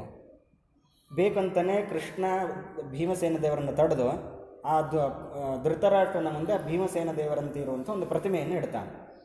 ಆ ಧೃತರಾಷ್ಟ್ರ ಆಲಿಂಗನ ಮಾಡಿಕೊಂಡಿದ್ದೇ ತಡ ಆ ಪ್ರತಿಮೆ ತುಂಡು ತುಂಡು ತುಂಡಾಗಿ ಕೆಳಗೆ ಬಿಡುತ್ತೆ. ಅದು ಯಾಕೆ ಕೃಷ್ಣ ಹೀಗೆ ಮಾಡ್ದ ಅಂದರೆ, ಭೀಮಸೇನ ದೇವರು ನಿಂತಿದ್ದರೂ ಏನೂ ಆಗ್ತಿರಲಿಲ್ಲ. ಭೀಮಸೇನ ದೇವರು ಅದು ಕೂಸಾಗಿದ್ದಾಗ ಬಿದ್ದಿದ್ದರಿಂದಲೇ ಶತಶೃಂಗ ಪರ್ವತ ಅಂತ ಹೇಳ್ತಾರೆ. ಅವರು ಆಟ ಆಡ್ತಿದ್ದಿದ್ದು ಕಾಡಲ್ಲಿ ಸಿಂಹಗಳ ಜೊತೆ, ಆನೆಗಳ ಜೊತೆ. ಬಕಾಸುರನ್ನು ಕೊಂದಿದ್ದಾರೆ, ಜರಾಸಂಧ, ಹೀಗೆ ಯಾರ್ಯಾರಿದ್ದಾರೋ ಅವ್ರನ್ನೆಲ್ಲ ಸಂಹಾರ ಮಾಡಿದವರಿಗೆ ಇವನ ಹಿಡಿತ ಅದೇನೂ ಆಗಲ್ಲ, ಆಗ್ತಿರಲಿಲ್ಲ. ಆದರೂ ಯಾಕೆ ಪರಮಾತ್ಮ ಪ್ರತಿಮೆಯನ್ನಿಟ್ಟ ಅಂತಂದರೆ, ಧೃತರಾಷ್ಟ್ರನಿಗೆ ಇನ್ನೂ ಪುತ್ರ ವ್ಯಾಮೋಹ ಹೋಗಿಲ್ಲ. ಅವನು ಬರೀ ಹೊರಗಡೆಯಿಂದ ಕುರುಡಲ್ಲ, ಒಳಗಡೆಯಿಂದನೂ ಕುರುಡಾಗಿದ್ದಾನೆ ಅನ್ನೋದನ್ನು ತೋರಿಸ್ಲಿಕ್ಕೆ ಪ್ರತಿಮೆಯನ್ನಿಟ್ಟು ಅವನು ಏನು ಯೋಚನೆ ಮಾಡಿದ್ದ ಮನಸ್ಸಲ್ಲಿ ಅನ್ನೋದನ್ನು ತೋರಿಸಿ. ಭೀಮ ನಿಂತಿದ್ದರೆ ಪುಡಿ ಆಗ್ತಿರಲಿಲ್ಲ, ಆಗ ಧೃತರಾಷ್ಟ್ರನ ಮನಸ್ಸಲ್ಲಿ ಏನಿದೆ ಅನ್ನೋದು ಗೊತ್ತಾಗ್ತಿರಲಿಲ್ಲ. ಅಂದರೆ ಭೀಮಸೇನ ದೇವರ ಮೇಲೆ ತುಂಬ ಸಿಟ್ಟಿತ್ತು, ಅದನ್ನು ತೋರಿಸಿಕೊಟ್ರು. ಆ ಸಂದರ್ಭದಲ್ಲಿ ಗಾಂಧಾರಿ ಬರ್ತಾಳೆ. ಗಾಂಧಾರಿ ಬಂದು, ಕೃಷ್ಣ ನೀನು ಏನಾದರೂ ಮಾಡಿ ತಪ್ಪಿಸ್ಬಹುದಿತ್ತು, ನೀನು ಪ್ರಯತ್ನನೇ ಮಾಡಲಿಲ್ಲ, ನನ್ನ ಇಡೀ ಮಕ್ಕಳು ಸಾಯಲಿಕ್ಕೆ ನೀನೇ ಕಾರಣ, ಹಾಗಾಗಿ ನಿನ್ನ ಕುಲವು ಕೂಡ ಹಾಗೆ ಬಡದಾಡ್ಕೊಂಡು ಸಾಯಲಿ ಅಂಥೇಳಿ ಶಾಪವನ್ನು ಕೊಡ್ತಾಳೆ. ಪತಿವ್ರತೆ ಆದ್ದರಿಂದ ಆ ಶಾಪವನ್ನು ಕೃಷ್ಣ ಸ್ವೀಕಾರ ಮಾಡ್ತಾನೆ. ಆಮೇಲೆ ಅವ್ರ ಮನೆಯಲ್ಲೇ ಇರ್ತಾರೆ ಗಾಂಧಾರಿ ಮತ್ತು ಧೃತರಾಷ್ಟ್ರ. ಆಮೇಲೆ ತುಂಬ ದಿವಸ ಅವ್ರ ಮನೆ ಇದ್ದಾಗ ಭೀಮಸೇನ ದೇವರು ಬೈಲಿಕ್ಕೆ ಪ್ರಾರಂಭ ಮಾಡಿದ್ರು. ನಿಮಗೆ ನಾಚಿಕೆ ಆಗಲ್ವ? ವಯಸ್ಸಾಗಿದೆ, ಇನ್ನೇನು ಈಗಲೋ ನಾಳೆನೋ ಅಂತಿದ್ದೀರಾ, ರಾಮ ರಾಮ ಅಂದ್ಕೊಂಡಿರೋದು ಬಿಟ್ಟು ನಮ್ಮನೇಲಿ ಬಿದ್ದು ಯಾಕೆ ಪ್ರಾಣ ತಿಂತಿದ್ದೀರಾ? ಹೀಗೆ ಅವರಿಗೆ ಚುಚ್ಚು ಮಾತುಗಳಿಂದ ಬೈತಾ ಇದ್ದ. ಒಂದೊಂದು ಸಲ ನನ್ನ ಮಗನ ಶ್ರಾದ್ದ ಇದೆ, ದುಡ್ಡು ಕೊಡು, ಭೀಮಸೇನ ದೇವರೇ ಎಲ್ಲ ಕೋಶಾಧಿಕಾರ, ನಾನು ಕೊಡಲ್ಲ, ಇದು ಜನರ ಹಣ ಇದೆ, ನನ್ನ ಸ್ವಾರ್ಥಕ್ಕಾಗಿ 1 ರೂಪಾಯಿ ನಾನು ಕೊಡಲ್ಲ ಅಂತ ಭೀಮಸೇನ ದೇವರು ಹೇಳ್ತಾ ಇದ್ರು. ಯಾಕೆ ಬೈತಾ ಇದ್ರು ಮತ್ತೆ ಅಂದರೆ ಅವರಿಗೆ ವೈರಾಗ್ಯ ಬರೆಸಲಿಕ್ಕೆ ಈ ರೀತಿ ಮಾಡ್ತಾರೆ. ಕೆಲವರು ಹಿರಿಯರು ನಮ್ಮನ್ನು ಬೈತಾರೆ, ಅಥವಾ ಕೆಲವೊಂದು ಸಂದರ್ಭದಲ್ಲಿ ನಾವು ಬಯಸ್ಕೊಳ್ಳುವಂತಹ ಪರಿಸ್ಥಿತಿ ಬರುತ್ತೆ, ನಮಗೆ ಅವಮಾನ ಆಗುವಂತಹ ಪರಿಸ್ಥಿತಿ ಬರುತ್ತೆ. ಇದರ ಅರ್ಥ ನಾವೇನೋ ಕೆಟ್ಟವರು ಅಂತ ಮಾತ್ರ ಅಲ್ಲ, ಜೊತೆಗೆ ನಮಗೆ ವೈರಾಗ್ಯ ಬರೆಸಬೇಕು ಅನ್ನೋ ಕಾರಣಕ್ಕಾಗಿಯೂ ನಮಗೆ ಆಗಾಗ ಅವಮಾನಗಳಾಗತ್ತೆ ಅನ್ನೋದನ್ನು ತೋರಿಸ್ತಾ ಆ ಧೃತರಾಷ್ಟ್ರ ಮತ್ತು ಗಾಂಧಾರಿಯಲ್ಲಿ ಆ ವೈರಾಗ್ಯವನ್ನು ತರಿಸಬೇಕು ಅಂತ ಭೀಮಸೇನ ದೇವರು ಕಠೋರವಾದ ಮಾತುಗಳಿಂದ ಮಾತಾಡ್ತಾ ಇದ್ದಾರೆ. ಆದರೆ ಧರ್ಮರಾಜ ತನ್ನ ಸ್ವಂತ ಹಣದಿಂದ ಅವ್ರಿಗೆ ಬೇಕಾಗಿರ್ತಕ್ಕಂಥ ಎಲ್ಲ ವ್ಯವಸ್ಥೆಗಳನ್ನು ಮಾಡ್ತಾ ಇದ್ದ. ಕೊನೆಗೆ ಒಂದು ಸಲ ವಿದುರ ಬರ್ತಾರೆ. ವಿದುರ ಬಂದು ಮತ್ತೆ ಅಣ್ಣನಿಗೆ ಉಪದೇಶ ಮಾಡ್ತಾರೆ. ಭೀಮಸೇನ ದೇವರ ಬೈತಿರೋದು ತಪ್ಪಲ್ಲ, ನಿನಗೆ ವೈರಾಗ್ಯ ಬರಲಿಕ್ಕೆ ಹೇಳ್ತಾ ಇದ್ದಾರೆ, ಇನ್ನು ಎಷ್ಟು ದಿವಸ ಮಕ್ಕಳ ಮೇಲೆ ಮೋಹ, ರಾಜ್ಯದ ಮೇಲೆ ಮೋಹ, ಕಾಡಿಗೆ ಹೋಗೋಣ ಬನ್ನಿ, ಅಲ್ಲಿ ದೇವರ ಸಾಧನೆ ಮಾಡಿಕೊಳ್ಳೋಣ ಅಂತ ಹೇಳಿದ ಮೇಲೆ ಗಾಂಧಾರಿ, ಕುಂತಿ, ಆಮೇಲೆ ವಿದುರ, ಧೃತರಾಷ್ಟ್ರ ಇವರ ಎಲ್ಲರೂ ಕೂಡ ಕಾಡಿಗೆ ಹೋಗಿ ಅಲ್ಲಿ ಜೀವನ ನಡೆಸ್ತಾ ತಮ್ಮ ಅವತಾರವನ್ನು ಮುಗಿಸ್ತಾರೆ ಅನ್ನೋ ವಿಚಾರ ತಿಳಿಯುತ್ತೆ.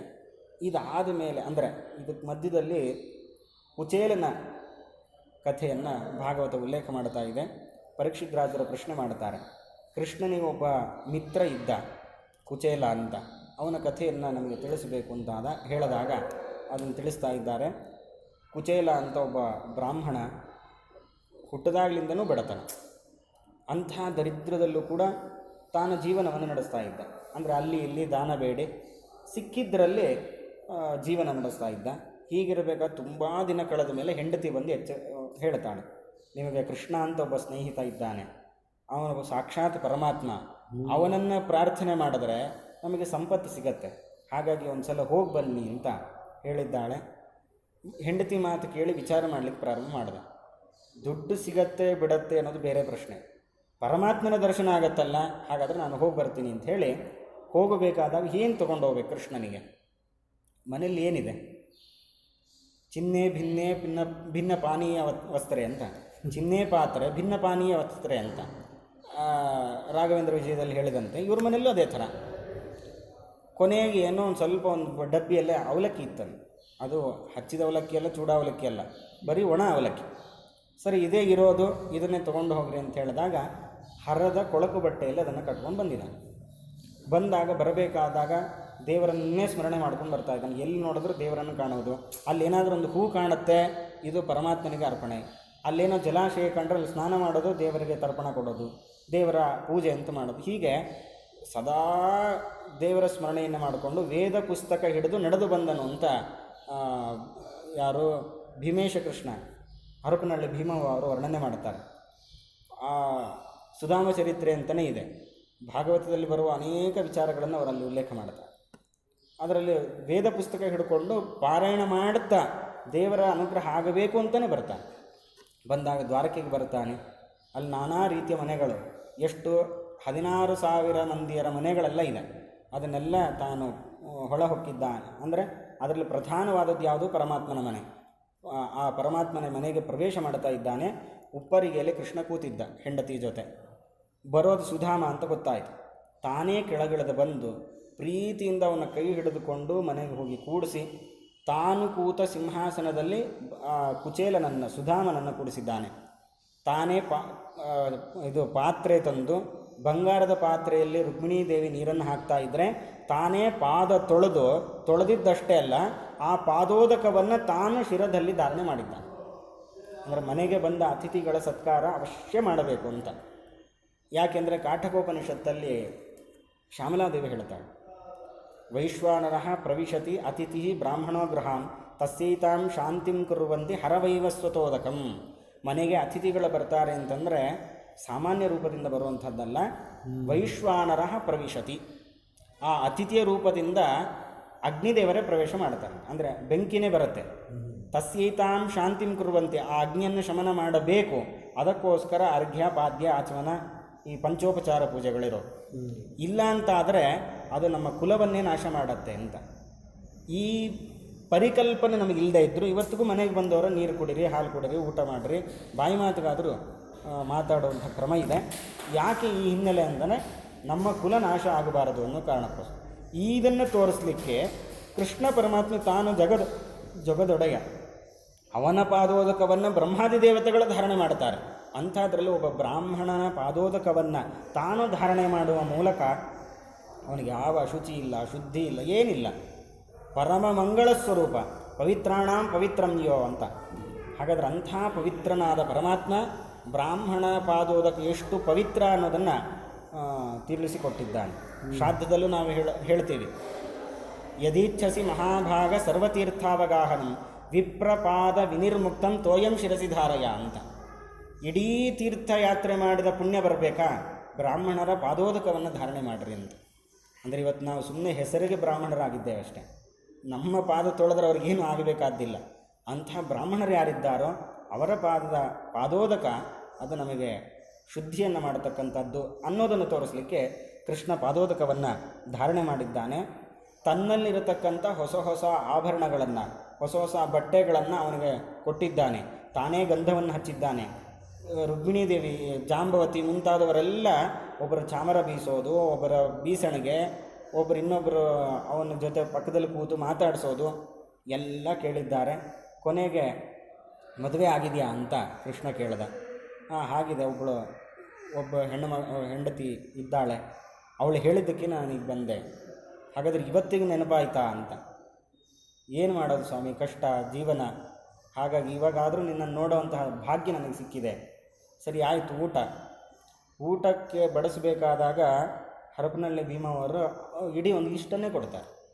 ಉಪ್ಪಿಂದ ಹಿಡಿದು ನಾನಾ ರೀತಿಯ ಪಂಚಭಕ್ಷ ಪ್ರಮಾಣಗಳನ್ನು ಒಬ್ಬೊಬ್ಬರು ತಂದು ಹಾಕ್ತಿದ್ದಾರಂತೆ.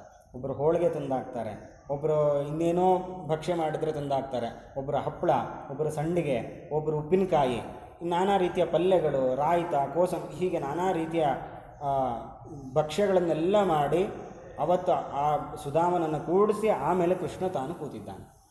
ಆಮೇಲೆಲ್ಲ ಮಾತುಕತೆ ನಡೀತಾ ಇದೆ. ಮಾತುಕತೆ ನಡೀಬೇಕಾದಾಗ ತಮ್ಮ ಹಿಂದಿನ ಜ್ಞಾಪಕಗಳನ್ನೆಲ್ಲ ಕೃಷ್ಣ ಪರಮಾತ್ಮ ನೆನಪು ಮಾಡಿಕೊಳ್ತಾ ಇದ್ದಾನೆ. ಆಗ ಒಂದು ಸಂದರ್ಭದಲ್ಲಿ ಹೇಳುವಂಥ ಮಾತು, ಗುರುಗಳ ಪತ್ನಿ ನಮ್ಮನ್ನು ಸಮಿತ್ ತರಬೇಕು ಅಂಥೇಳಿ ಕಾಡಿಗೆ ಕಳಿಸಿದ್ರು.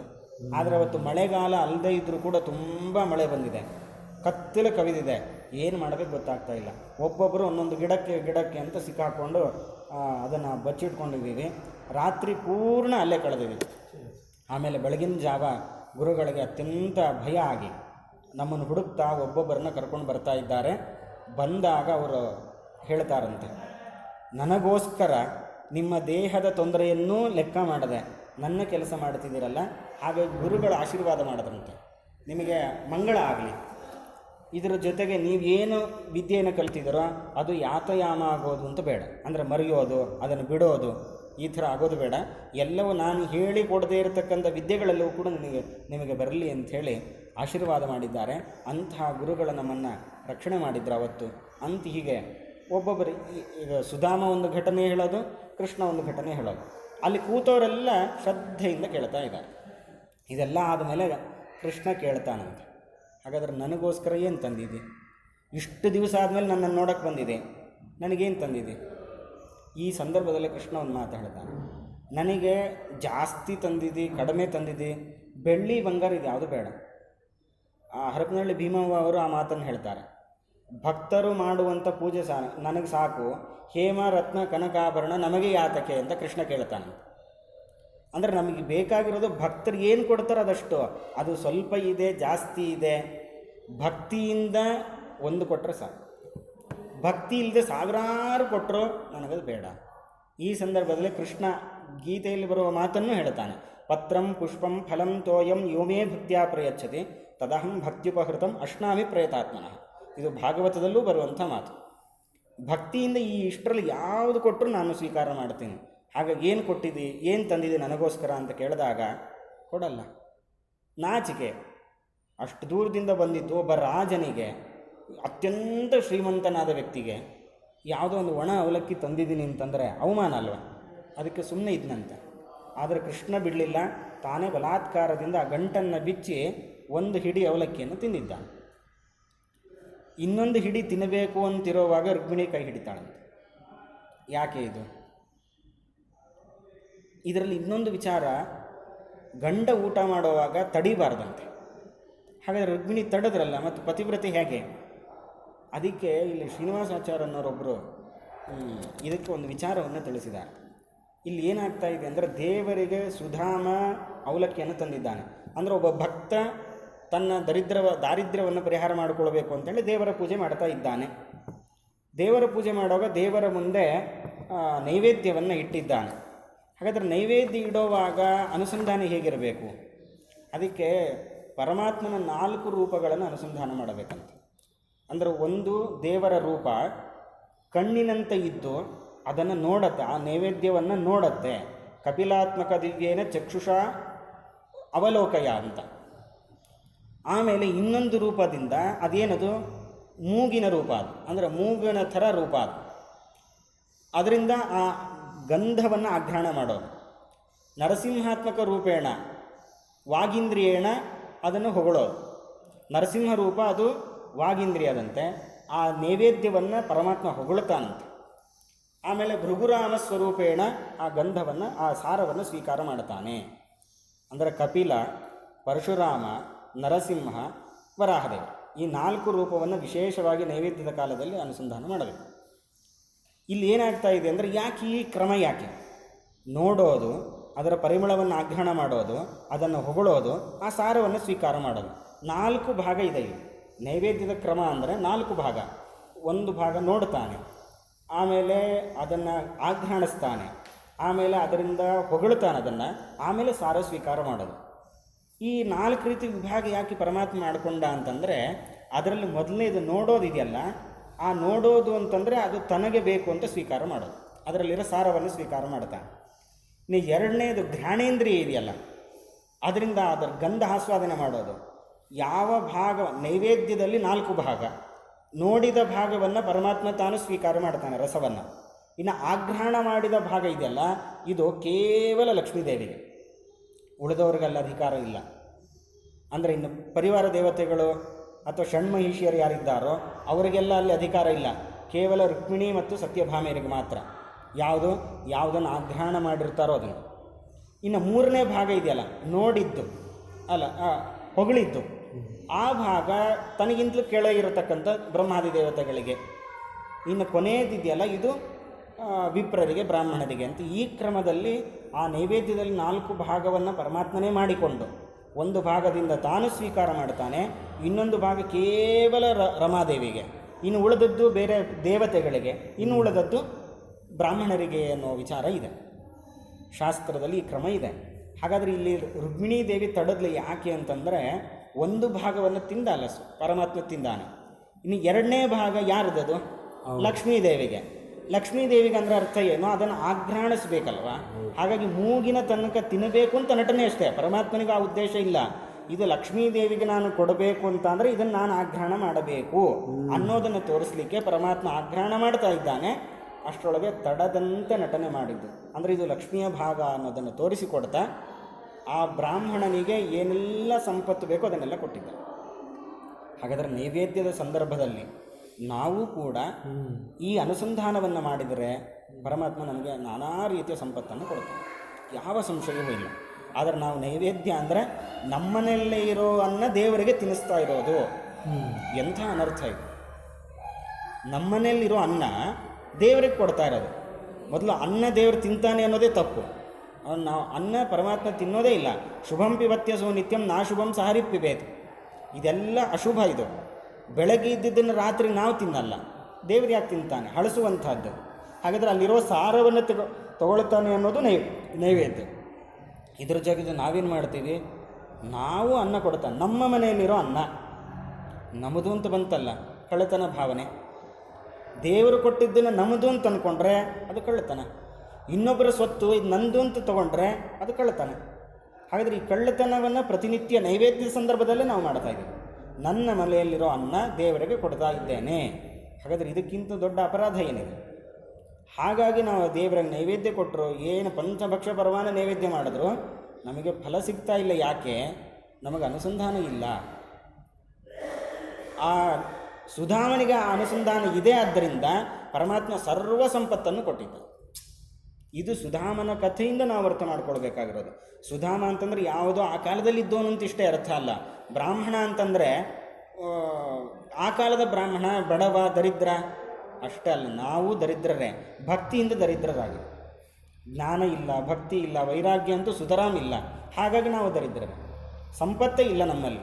ಹಾಗಾದರೆ ಇಂತಹ ದಾರಿದ್ರ್ಯ ಇದ್ದಾಗ ಹೆಂಡತಿ ಎಚ್ಚರಿಸ್ತಾಳೆ. ಅಂದರೆ ಬುದ್ಧಿ ಹೇಳುತ್ತೆ, ನೀನು ದೇವರ ಪೂಜೆ ಮಾಡು, ಮನಸ್ಸು ಹೇಳುತ್ತೆ, ಬುದ್ಧಿ ಹೇಳುತ್ತೆ, ಆದರೆ ನಾವು ಆಲಸ್ಯದಿಂದ ಬಿಟ್ಟು ಬಿಡ್ತೀವಿ. ಸುಧಾಮ ಬಿಡಲಿಲ್ಲ, ದೇವರ ದರ್ಶನ ಆದರೂ ಆಗತ್ತೆ, ಸಂಪತ್ತು ಸಿಗುತ್ತೋ ಬಿಡುತ್ತೋ ಅದು ಆಮೇಲೆ, ದೇವರ ದರ್ಶನ ಆಗತ್ತಲ್ಲ.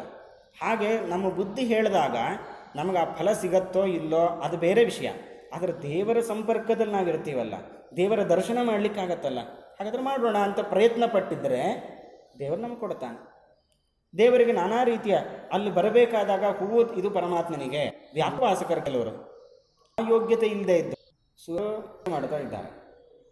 ಅವಾಗ ಅಲ್ಲಿ ಅದೇ ಸಂದರ್ಭದಲ್ಲಿ ಅದೇ ಊರಲ್ಲಿ ಸುರೇಂದ್ರ ತೀರ್ಥರು ಇದ್ದರು.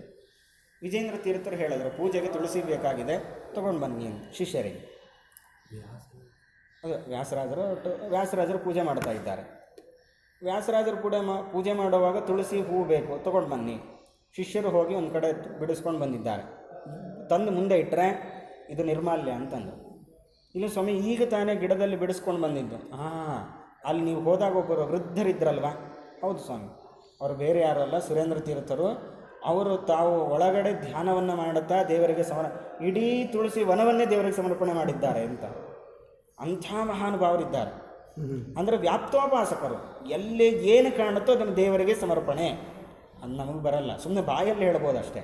ಆ ಭಾವನೆ ಬರಬೇಕಲ್ಲ, ಅದನ್ನು ದೇವರು ಸ್ವೀಕಾರ ಮಾಡಬೇಕು, ಆ ಭಕ್ತಿ ನಮ್ಮಲ್ಲಿರಬೇಕು. ಅಂತಹ ಮಹಾನುಭಾವರಿದ್ದರು. ಹಾಗೆ ಸುಧಾಮನು ಕೂಡ ಅಲ್ಲಿ ಬರ್ತಾ ಇರಬೇಕಾದ್ರೆ ಈ ನೀರು ಇದು ಪರಮಾತ್ಮನ ಪಾದೋದಕ, ಅವನ ತೀರ್ಥ. ಅಲ್ಲಿ ಏನೇನು ಬೆಳೆದಿದೆ ಹೂಗಳು, ಅದು ಕೇದಿಗೆ ಆಗಿರ್ಬೋದು, ಮಲ್ಲಿಗೆ, ಜಾಜಿ, ಏನೇನಿದೆ ಅದೆಲ್ಲ ದೇವರಿಗೆ ಸಮರ್ಪಣೆ. ಹಣ್ಣು ಹಂಪಲು ಏನಿದೆ ಅದು ದೇವರಿಗೆ ಸಮರ್ಪಣೆ. ಹೋಗಲಿ, ಅದನ್ನು ಸಮರ್ಪಣೆ ಮಾಡಿ ತಾನು ತಿನ್ಲಿಕ್ಕೆ ಸಮರ್ಪಣೆ ಅನ್ನಲಿಲ್ಲ. ಅವನೇನು ತಿಂತಾ ಇದ್ದ? ಹರಿಯ ನಾಮ ಪಾದ ರಸ, ಇದೇ ಅವನು ಊಟ. ದೇವರು ಕಾಣೋ ತನಕ ನನಗೇನು ಬೇಡ, ದೇವರಿಗೆ ನಾನು ಈ ನೈವೇದ್ಯವನ್ನು ಸಮರ್ಪಣೆ ಮಾಡೋ ತನಕ ನನಗೇನು ಬೇಡ. ನಾವು ನೈವೇದ್ಯ ಮಾಡ್ತೀವಿ, ದೇವರಿಗೆ ಸಮರ್ಪಣೆ ಮಾಡ್ತೀವಿ, ಯಾಕೆ? ನಾವು ತಿನ್ನಬೇಕು ಅನ್ನೋ ಕಾರಣಕ್ಕೆ. ಸುಧಾಮನದ್ದು, ಆದರೆ ನಮ್ಮದು ಹಾಗಿಲ್ಲ. ಹಾಗಾಗಿ ನಮಗೆ ದೇವರು ಒಲಿತಿಲ್ಲ. ಇದನ್ನೆಲ್ಲ ನಾವು ಅರ್ಥ ಮಾಡಿಕೊಂಡು ಸುಧಾಮನಂತೆ ನಾವಿರಬೇಕು. ಆಮೇಲೆ ಬರ್ತಾನೆ ಕೃಷ್ಣ, ಎಲ್ಲ ಸತ್ಕಾರ ಮಾಡಾಯಿತು. ಒಂದು ದಿವಸ ಅಲ್ಲೇ ಮಲಗಿದ್ದಾನೆ. ಒಂದೇ ದಿವಸ ಕೃಷ್ಣನ ಅಪ್ಪಣೆಯನ್ನು ಪಡೆದು ಬರಬೇಕು ಅಂತಿರ್ತಾನೆ. ರುಕ್ಮಿಣಿಯವರೆಲ್ಲ ಕೇಳ್ಕೊಳ್ತಾರೆ, ಯಾವುದೋ ಅಪರೂಪಕ್ಕೆ ಬಂದಿದ್ದೀರಾ, ಎಷ್ಟೋ ವರ್ಷಗಳು ಕಳೆದ ಮೇಲೆ, ಇನ್ನೂ ಒಂದು ವಾರ ಇದ್ದು ಹೋಗ್ಬೋದಿತ್ತಲ್ವಾ ಅಂತ. ಅದಕ್ಕಿಲ್ಲ, ಮನೆ ಹೆಂಡತಿ ಒಬ್ಬಳೇ ಇದ್ದಾಳೆ, ಏನೂ ಇಲ್ಲ, ದಿನ ತಿನ್ನಕ್ಕೆ ಏನಾದರೂ ನಾನು ವ್ಯವಸ್ಥೆ ಮಾಡಿದ್ರೆ ಅವ್ರಿಗಿರತ್ತೆ, ಇಲ್ಲ, ಹಾಗಾಗಿ ನಾನು ಹೋಗಬೇಕು, ಅಪ್ಪಣೆ ಕೊಡಿ ಅಂತ ಕೇಳಿದ್ದಾನೆ. ಸರಿ ಆಯಿತು ಅಂತ ಹೇಳಿ ಬೀಳ್ಕೊಟ್ಟಿದ್ದಾರೆ. ಒಂದಷ್ಟು ಮನೆ ಕೆಳಗಿಳಿದು ಬರೋ ತನಕ ಬಂದಿದ್ದಾರೆ. ಅವನು ಕಣ್ಮರೆ ಆಗೋ ತನಕ ಹೋಗಬೇಕು ಅಂಥೇಳಿ ಸ್ವಲ್ಪ ದೂರ ಹೋಗಿದ್ದಾರೆ. ಮತ್ತು ವಾಪಸ್ ಬಂದರು. ಬಂದ ತಕ್ಷಣ ಕೃಷ್ಣ ತನ್ನ ದೂತರನ್ನು ಕರೆದ. ನೋಡು, ಅವನಿಗೆ ನಿನ್ನೆ ನಾನು ಬಟ್ಟೆಗಳೆಲ್ಲ ಕೊಟ್ಟಿದ್ದೆ, ಆಭರಣಗಳೆಲ್ಲ ಕೊಟ್ಟಿದ್ದೀನಿ, ಅದೆಲ್ಲ ವಾಪಸ್ ಇಸ್ಕೊಂಬ. ಪಾಪ ಹೋಗ್ತಾ ಇದ್ದ ತಡೆದ್ಬಿಟ್ಟು ಎಲ್ಲ ಆಭರಣಗಳು ಬಟ್ಟೆ ಎಲ್ಲ ಬಿಡಿಸಿ ಅವನು ಯಾನು ಬಿಳಿ ಕೋರೆ ಅಂದರೆ ಯಾವುದೋ ಒಂದು ಪಂಚೆ ಹುಟ್ಕೊಂಡ್ಬಂದಿದ್ದ, ಅದನ್ನು ಓಡಿಸಿ ಕಳಿಸಿದಾರಂತೆ. ಆದರೂ ಸುಧಾಮ ವಿಚಲಿತನಾಗಲಿಲ್ಲ. ಯಾಕೆಂದರೆ ಅವನು ಹೇಳ್ತಾನೆ ಒಂದು ಮಾತು, ಸುಧಾಮ ಹೇಳುವಂಥ ಮಾತು, ಪರಮಾತ್ಮ ನನಗೆ ದುಡ್ಡು ಕೊಡ್ತಾನೆ ಅಂತ ನಾನು ಬರಲಿಲ್ಲ, ಪರಮಾತ್ಮನ ದರ್ಶನ ಆಯಿತು, ನನಗಷ್ಟು ಸಾಕು. ಆದರೆ ದುಡ್ಡು ಕೊಡಲಿಲ್ಲ ಅಂತ ಬೇಸರ ನನಗಿಲ್ಲ. ಯಾಕೆ? ದರಿದ್ರರಿಗೆ ದುಡ್ಡು ಕೊಟ್ಟರೆ ಅವ್ರಿಗೆ ಅಹಂಕಾರ ಬರುತ್ತೆ. ನಾವೊಂದು ಗಾದೆ ಹೇಳ್ತೀವಲ್ಲ, ದರಿದ್ರನಿಗೆ ಐಶ್ವರ್ಯ ಬಂದರೆ ರಾತ್ರಿಯಲ್ಲಿ ಕೊಡೆ ಹಿಡಿತಾನೆ ಅಂತ. ಹಾಗೆ ಆ ಹಣದ ಮದದಿಂದ ಕೊಬ್ಬುತ್ತಾರೆ. ಅದು ಆಗಬಾರ್ದು ಅನ್ನೋ ಕಾರಣಕ್ಕೋಸ್ಕರ ನನಗೆ ಅನುಗ್ರಹನೇ ಮಾಡಿದ್ದಾನೆ ಅಂತ ಕೃಷ್ಣನನ್ನು ಪ್ರಾರ್ಥನೆ ಮಾಡಿಕೊಂಡು ತನ್ನ ಮನೆಗೆ ಬರ್ತಾನೆ. ಸ್ತೋತ್ರ, ಮತ್ತು ಬರುವಾಗಲೂ ಸ್ತೋತ್ರನೇ. ಮತ್ತು ಬೇರೆ ಹಾಳು ಹರಟೆ ಅಥವಾ ಕೃಷ್ಣನನ್ನು ಬೈಕೊಳ್ಳೋದು, ಕೃಷ್ಣನ ನೋಡಬೇಕು ಅಂತ ಬಂದು ಏನು ದೊಡ್ಡ ಫ್ರೆಂಡ್ ಅಂತ ಹೇಳ್ಕೊಳ್ತಾನೆ, ₹1 ಕೊಡಲಿಲ್ಲ, ಹಾಕ್ಕೊಂಡಿದ್ದನ್ನೆಲ್ಲ ವಾಪಸ್ ತೊಗೊಂಡ ಅಂತ ಹೀಗೆ ಬೈಕೊಳ್ಳಿಲ್ಲ. ಬಹುಶಃ ನಾವಾಗಿದ್ದಿದ್ರೆ ಬೈಕೊಳ್ತೀವಿ. ಬೇಕಾದ್ರೆ ಅವ್ರು ಬಿಚ್ಚಿಸ್ಕೊಳ್ಳೋವಾಗ ಯಾವುದೋ ಒಂದು ಅವ್ರಿಗೆ ಕಾಣದೆ ಅಂತ ಮುಚ್ಚಿಟ್ಕೊಳ್ಳೋದು, ಈ ಥರ ಏನಾದರೂ ನಾವು ಮಾಡ್ತಿದ್ವಿ. ಆದರೆ ಪ್ರಾಮಾಣಿಕ, ಪರಮಾತ್ಮ ನನಗೆ ಅನುಗ್ರಹನೇ ಮಾಡಿದ್ದಾನೆ, ಪರಮಾತ್ಮನ ದರ್ಶನಕ್ಕಿಂತಲೂ ಇನ್ನು ದೊಡ್ಡ ಅನುಗ್ರಹ ಬೇಕಾಗಿಲ್ಲ. ಅಂತ ಅರ್ಥ ಮಾಡಿಕೊಂಡು ಮತ್ತೆ ಪರಮಾತ್ಮನ ಸ್ತೋತ್ರವನ್ನು ತಾನು ಮಾಡ್ತಾ ಬರ್ತಾ ಇದ್ದಾನೆ. ಕೆಲವೊಬ್ಬರಿಗೆ ಅದು ನಿಂದಾಸ್ತುತಿ, ಕೆಲವೊಂದು ಮೇಲ್ನೋಟಕ್ಕೆ ನಿಂದೆ ಅಂತ ಕಾಣುತ್ತೆ, ಆದರೆ ಸ್ತುತಿ ಆಗಿರುತ್ತೆ. ಇದನ್ನು ಯಾಕೆ ನಿಂದಾಸ್ತುತಿ ಯಾಕೆ ಮಾಡಬೇಕು? ನೇರವಾಗಿ ಸ್ತೋತ್ರ ಮಾಡ್ಬೋದಲ್ವ? ಅಂದರೆ ಜನರು ಹೇಗಿರ್ತಾರೆ, ತಮ್ಮ ಕೆಲಸ ಆದಾಗ ಹೊಗಳುತ್ತಾರೆ, ಸ್ತುತಿ. ಕೆಲಸ ಆಗಲಿಲ್ಲ ಅಂದರೆ ನಿಂದ. ಹಾಗಾದರೆ ನಿಂದಾಸ್ತುತಿ ಎರಡೂ ಇರುತ್ತೆ ನಮ್ಮಂಥವ್ರದ್ದು ಅನ್ನೋದನ್ನು ತೋರಿಸ್ಲಿಕ್ಕೆ ಪರಮಾತ್ಮ ಹೀಗೆ ಮಾಡಿದ್ದಾನೆ. ಮನೆಗೆ ಬಂದು ನೋಡಿದ್ರೆ ತನ್ನ ಮನೆ ಕಾಣ್ತಾ ಇಲ್ಲ. ಭೀಮವ್ವ ಅವರು ಹೇಳ್ತಾರೆ, ನಾನೇನು ಅಪ್ಪಿತಪ್ಪಿ ಮತ್ತೆ ದಾರಿ ತಪ್ಪಿಕೊಂಡು ಏನಾದರೂ ಈ ಕಡೆನೇ ಬಂದ, ಕೃಷ್ಣನ ದ್ವಾರಕೆಗೆ ಬಂದ, ಮತ್ತೆ ದ್ವಾರಕೆಗೆ ಬಂದರೆ ಇನ್ನೆಲ್ಲ ಅವಮಾನ. ಇವನೇನೋ ದುಡ್ಡುಗೋಸ್ಕರನೇ ಬಂದಿದ್ದಾನೆ, ಎಲ್ಲೂ ಹೋದ್ರೆ ನಮ್ಮ ಬೆನ್ನು ಬಿಡದ ಬೇತಾಳ ಅಂತ ಅಂದ್ಕೊಂಡು ಕೃಷ್ಣ ಏನಾದರೂ ನನ್ನ ಅಪಹಾಸ್ಯ ಮಾಡುತ್ತಾನೋ ಅಂತ ಗಮನಿಸ್ತಾ ಇದ್ದಾನೆ. ಇದು ಕೃಷ್ಣನ ದ್ವಾರಕೆ ಅಲ್ಲ, ಯಾಕೆಂದರೆ ಸಮುದ್ರ ಕಾಣ್ತಾ ಇಲ್ಲ. ಹಾಗಾದರೆ ಯಾರಿದು? ಯಾರ ಮನೆ ಇದು? ದೊಡ್ಡ ಅರಮನೆ ಆಗಿದೆ. ಯಾರ್ದಿದು ಅಂತ ಅಲ್ಲೇ ಗೋಪಾಲಕರು ಹೋಗ್ತಾ ಇದ್ರಂದು. ಯಾರ್ದಿದು ಅರಮನೆ? ರಾಜ ಯಾರು? ಈ ಅರಮನೆ ಸುಧಾಮನದ್ದು. ಯಾರು ಕೊಟ್ಟಿದ್ದು? ಕೃಷ್ಣ. ಆಶ್ಚರ್ಯ ಆಯಿತು. ಯಾವಾಗ ಸುಧಾಮ ಈ ಕಡೆ ಬಂದಿದ್ದಾನೆ, ಪರಮಾತ್ಮ ಏನು ಮಾಡಿದ? ವಿಶ್ವಕರ್ಮನನ್ನು ಕರೆಸ್ತಾನೆ. ದ್ವಾರಕೆಗೂ ಅಧಿಕವಾಗಿ ನಿರ್ಮಿಸೆಂದನು ಅಂತ. ಅವನ ಮನೆ ಹೇಗಿರಬೇಕು ಅಂದರೆ, ನನ್ನ ಮನೆ ಏನೂ ಇರಬಾರದು, ಆ ರೀತಿಯಲ್ಲಿ ಅದನ್ನು ನಿರ್ಮಾಣ ಮಾಡು ಅಂಥೇಳಿ ವಿಶ್ವಕರ್ಮನಿಗೆ ಆದೇಶ ಮಾಡಿದ್ದು. ಮತ್ತು ಯಾಕೆ ಬಿಚ್ಚಿಸ್ಕೊಂಡಿದ್ದು? ಯಾಕೆ ಅಂದರೆ ಯಸ್ಯಾಹಂ ಅಹಂ ಅನುಗೃಣ್ಣಾಮಿ ಸಂಪದ್ಭ್ಯೋ ಭ್ರಂಶಯಾಮಿತಂ. ಅವನಿಗೆ ಹಣ ಇಲ್ಲದೇ ಇರುವಾಗ ನನ್ನ ಬಗ್ಗೆ ಹೇಗೆ ಭಾವನೆ ಇರುತ್ತೆ ಅನ್ನೋದನ್ನು ತೋರಿಸ್ಬೇಕು.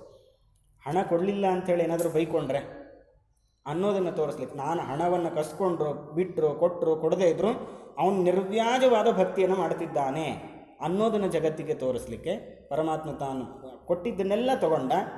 ಅದೇನೂ ಅಲ್ಲ ತಗೊಂಡಿದ್ದು, ಅದಕ್ಕಿಂತ ಜಾಸ್ತಿ ಕೊಟ್ಟಿದ್ದ. ಸುಧಾಮನಿಗೆ ಆಶ್ಚರ್ಯ ಆಯಿತು. ಹೆಂಡತಿ ಮುಂದೆ ಹೇಳ್ತಾನಂತೆ, ನಾನು ಒಂದು ಇಡೀ ಅವಲಕ್ಕಿ ಕೊಟ್ಟಿದ್ದಕ್ಕೆ ಬ್ರಹ್ಮಕಲ್ಪನ ತನಕ ಕೂತು ಸವಿದರೂ ಮುಗಿಯದಷ್ಟು ಸಂಪತ್ತನ್ನು ಕೊಟ್ಟ ಅಂತ. ಬ್ರಹ್ಮದೇವರ ಆಯುಷ್ಯ ಕೂತು ತಿಂದರೂ ಈ ಸಂಪತ್ತು ಕರಗೋವಲ್ಲ, ಅಷ್ಟು ಸಂಪತ್ತನ್ನು ಪರಮಾತ್ಮ ನನ್ನ ಮೇಲೆ ಅನುಗ್ರಹದಿಂದ ಕೊಟ್ಟಿದ್ದಾನೆ ಅಂತ ತಿಳ್ಕೊಂಡು, ಕೆರೆಯ ನೀರನ್ನು ಕೆರೆಗೆ ಚೆಲ್ಲಿ ಅಂತ ಹೇಳಿದಂತೆ ಈ ಸುಧಾಮ ಏನು ಮಾಡ್ದ? ಆ ಹಣವನ್ನು ತನ್ನ ಭೋಗಕ್ಕಾಗಿ ಉಪಯೋಗಿಸ್ಕೊಳ್ಳಿಲ್ಲ, ಅಲ್ಲೊಂದು ಕೃಷ್ಣನ ದೇವಸ್ಥಾನ ನಿರ್ಮಾಣ ಮಾಡ್ದ. ಯಾರ್ಯಾರು ಬ್ರಾಹ್ಮಣರು ಬರ್ತಾರೋ ಅವ್ರಿಗೆಲ್ಲರಿಗೂ ದಾನ. ಎಂತೆಂಥದ್ದು? ಕೆಲವರಿಗೆ ಭೂದಾನ, ಹಿರಣ್ಯದಾನ, ಸುವರ್ಣದಾನ, ಗೋದಾನ, ಆಮೇಲೆ ಕನ್ಯಾದಾನ. ಕನ್ಯಾದಾನ ಅಂತಂದರೆ ಯಾರು ಮದುವೆ ಆಗಬೇಕು, ತಗೋ ಇಷ್ಟು ಹಣ ತಗೋ ಮದುವೆ ಮಾಡು, ನನಗೆ ತಾಳಿ ಬೇಕು ತಗೊಳ್ರಿ, ಹೀಗೆ ನಾನಾ ರೀತಿಯ ದಾನಗಳನ್ನು ಮಾಡಿ ಎಲ್ಲವನ್ನು ಕೃಷ್ಣಾರ್ಪಣ ಅಂದು ಪರಮಾತ್ಮನ ಅನುಗ್ರಹವನ್ನು ಪಡೆದು ಮೋಕ್ಷವನ್ನು ಪಡೆದ ಅಂತ ಹೇಳ್ತಾ ಇದ್ದಾರೆ. ಇದಾದ ಮೇಲೆ ಪರಮಾತ್ಮನ ಲೀಲೆಗಳನ್ನು ಮುಕ್ತಾಯ ಮಾಡ್ತಾ ಶುಕಾಚಾರ್ಯರು ಪ್ರಾರ್ಥನೆ ಮಾಡುತ್ತಾರೆ. ಇಂತಹ ಕೃಷ್ಣನ ಕಥೆಯನ್ನು ಯಾರು ಪ್ರತಿನಿತ್ಯ ಕೇಳ್ತಾರೆ ಅವರು ಎಲ್ಲ ರೀತಿಯ ಕಷ್ಟಗಳಿಂದ ದೂರ ಆಗಿ ಪರಮಾತ್ಮನ ಸಾಯುಜ್ಯವನ್ನು ತಾವು ಪಡೀತಾರೆ, ಪರಮಾತ್ಮನ ಅನುಗ್ರಹವನ್ನು ಪಡೀತಾರೆ. ಹಾಗಾಗಿ ಕೃಷ್ಣನ ಕಥೆಯನ್ನು ನಿರಂತರವಾಗಿ ಶ್ರವಣ ಮಾಡಿ ಕೃಷ್ಣನ ಮೇಲೆ ಭಕ್ತಿಯನ್ನು ಮಾಡಿ, ಕೃಷ್ಣನಲ್ಲಿ ಭಕ್ತಿಯನ್ನು ಮಾಡಿ ಯಾರ್ಯಾರು ಉದ್ಧಾರ ಆಗಿದ್ದಾರೋ ಅದನ್ನೆಲ್ಲ ತೋರಿಸಿಕೊಂಡು ಬಂದಿದ್ದಾರೆ. ಹಾಗಾಗಿ ನಾವು ಕೂಡ ಉದ್ಧಾರ ಆಗಬಹುದು ಅನ್ನೋ ವಿಚಾರವನ್ನು ತಿಳಿಸ್ತಾ ಅಂತಹ ಕೃಷ್ಣನ ಸ್ತೋತ್ರ, ಗಾನ ಮಾಡೋದು, ಸ್ಮರಣೆ ಮಾಡೋದು ಎಲ್ಲವನ್ನು ಮಾಡಿ ಕೃಷ್ಣನ ಅನುಗ್ರಹಕ್ಕೆ ಪಾತ್ರರಾಗಬೇಕು ಅನ್ನೋ ವಿಚಾರವನ್ನು ಭಾಗವತದಲ್ಲಿ ತಿಳಿಸ್ತಾ ದಶಮಸ್ಕಂಧವನ್ನು ಶುಕಾಚಾರ್ಯರು ಸಮಾಪ್ತಿಗೊಳಿಸಿದ್ದಾರೆ. ಇನ್ನು ವಿಶೇಷವಾಗಿ ಏಕಾದಶ ಸ್ಕಂಧದಲ್ಲಿ ಜಾಯಂತೆಯೋಪಾಖ್ಯಾನ, ಆಮೇಲೆ ಕೃಷ್ಣ ಉದ್ಧವರ ಸಂವಾದ, ಆ ಮೂಲಕ ಅನೇಕ ಧರ್ಮ ವಿಚಾರಗಳನ್ನು ಕೃಷ್ಣ ಉದ್ಧವನ ಮೂಲಕ ನಮಗೆ ತಿಳಿಸಿಕೊಡ್ತಾನೆ. ಆ ವಿಚಾರವನ್ನು ಮುಂದಿನ ಪ್ರವಚನದಲ್ಲಿ ನೋಡೋಣ ಅಂತ ಹೇಳ್ತಾ ಶ್ರೀಕೃಷ್ಣ ಅರ್ಪಣಮಸ್ತು. ಕಾಯೇನ ವಾಚ ಮನಸೇಂದ್ರಿಯರ್ವಾ ಬುದ್ಧ್ಯಾತ್ಮನಾ ವಾ ಪ್ರಕೃತೆ ಸ್ವಭಾವಾತ್ ಕರೋಮಿ ಯದ್ಯತ್ ಸಕಲಂ ಪರಸ್ಮೈ ನಾರಾಯಣಾಯೇತಿ ಸಮರ್ಪಯಾಮಿ. ಶ್ರೀಕೃಷ್ಣ ಅರ್ಪಣಮಸ್ತು.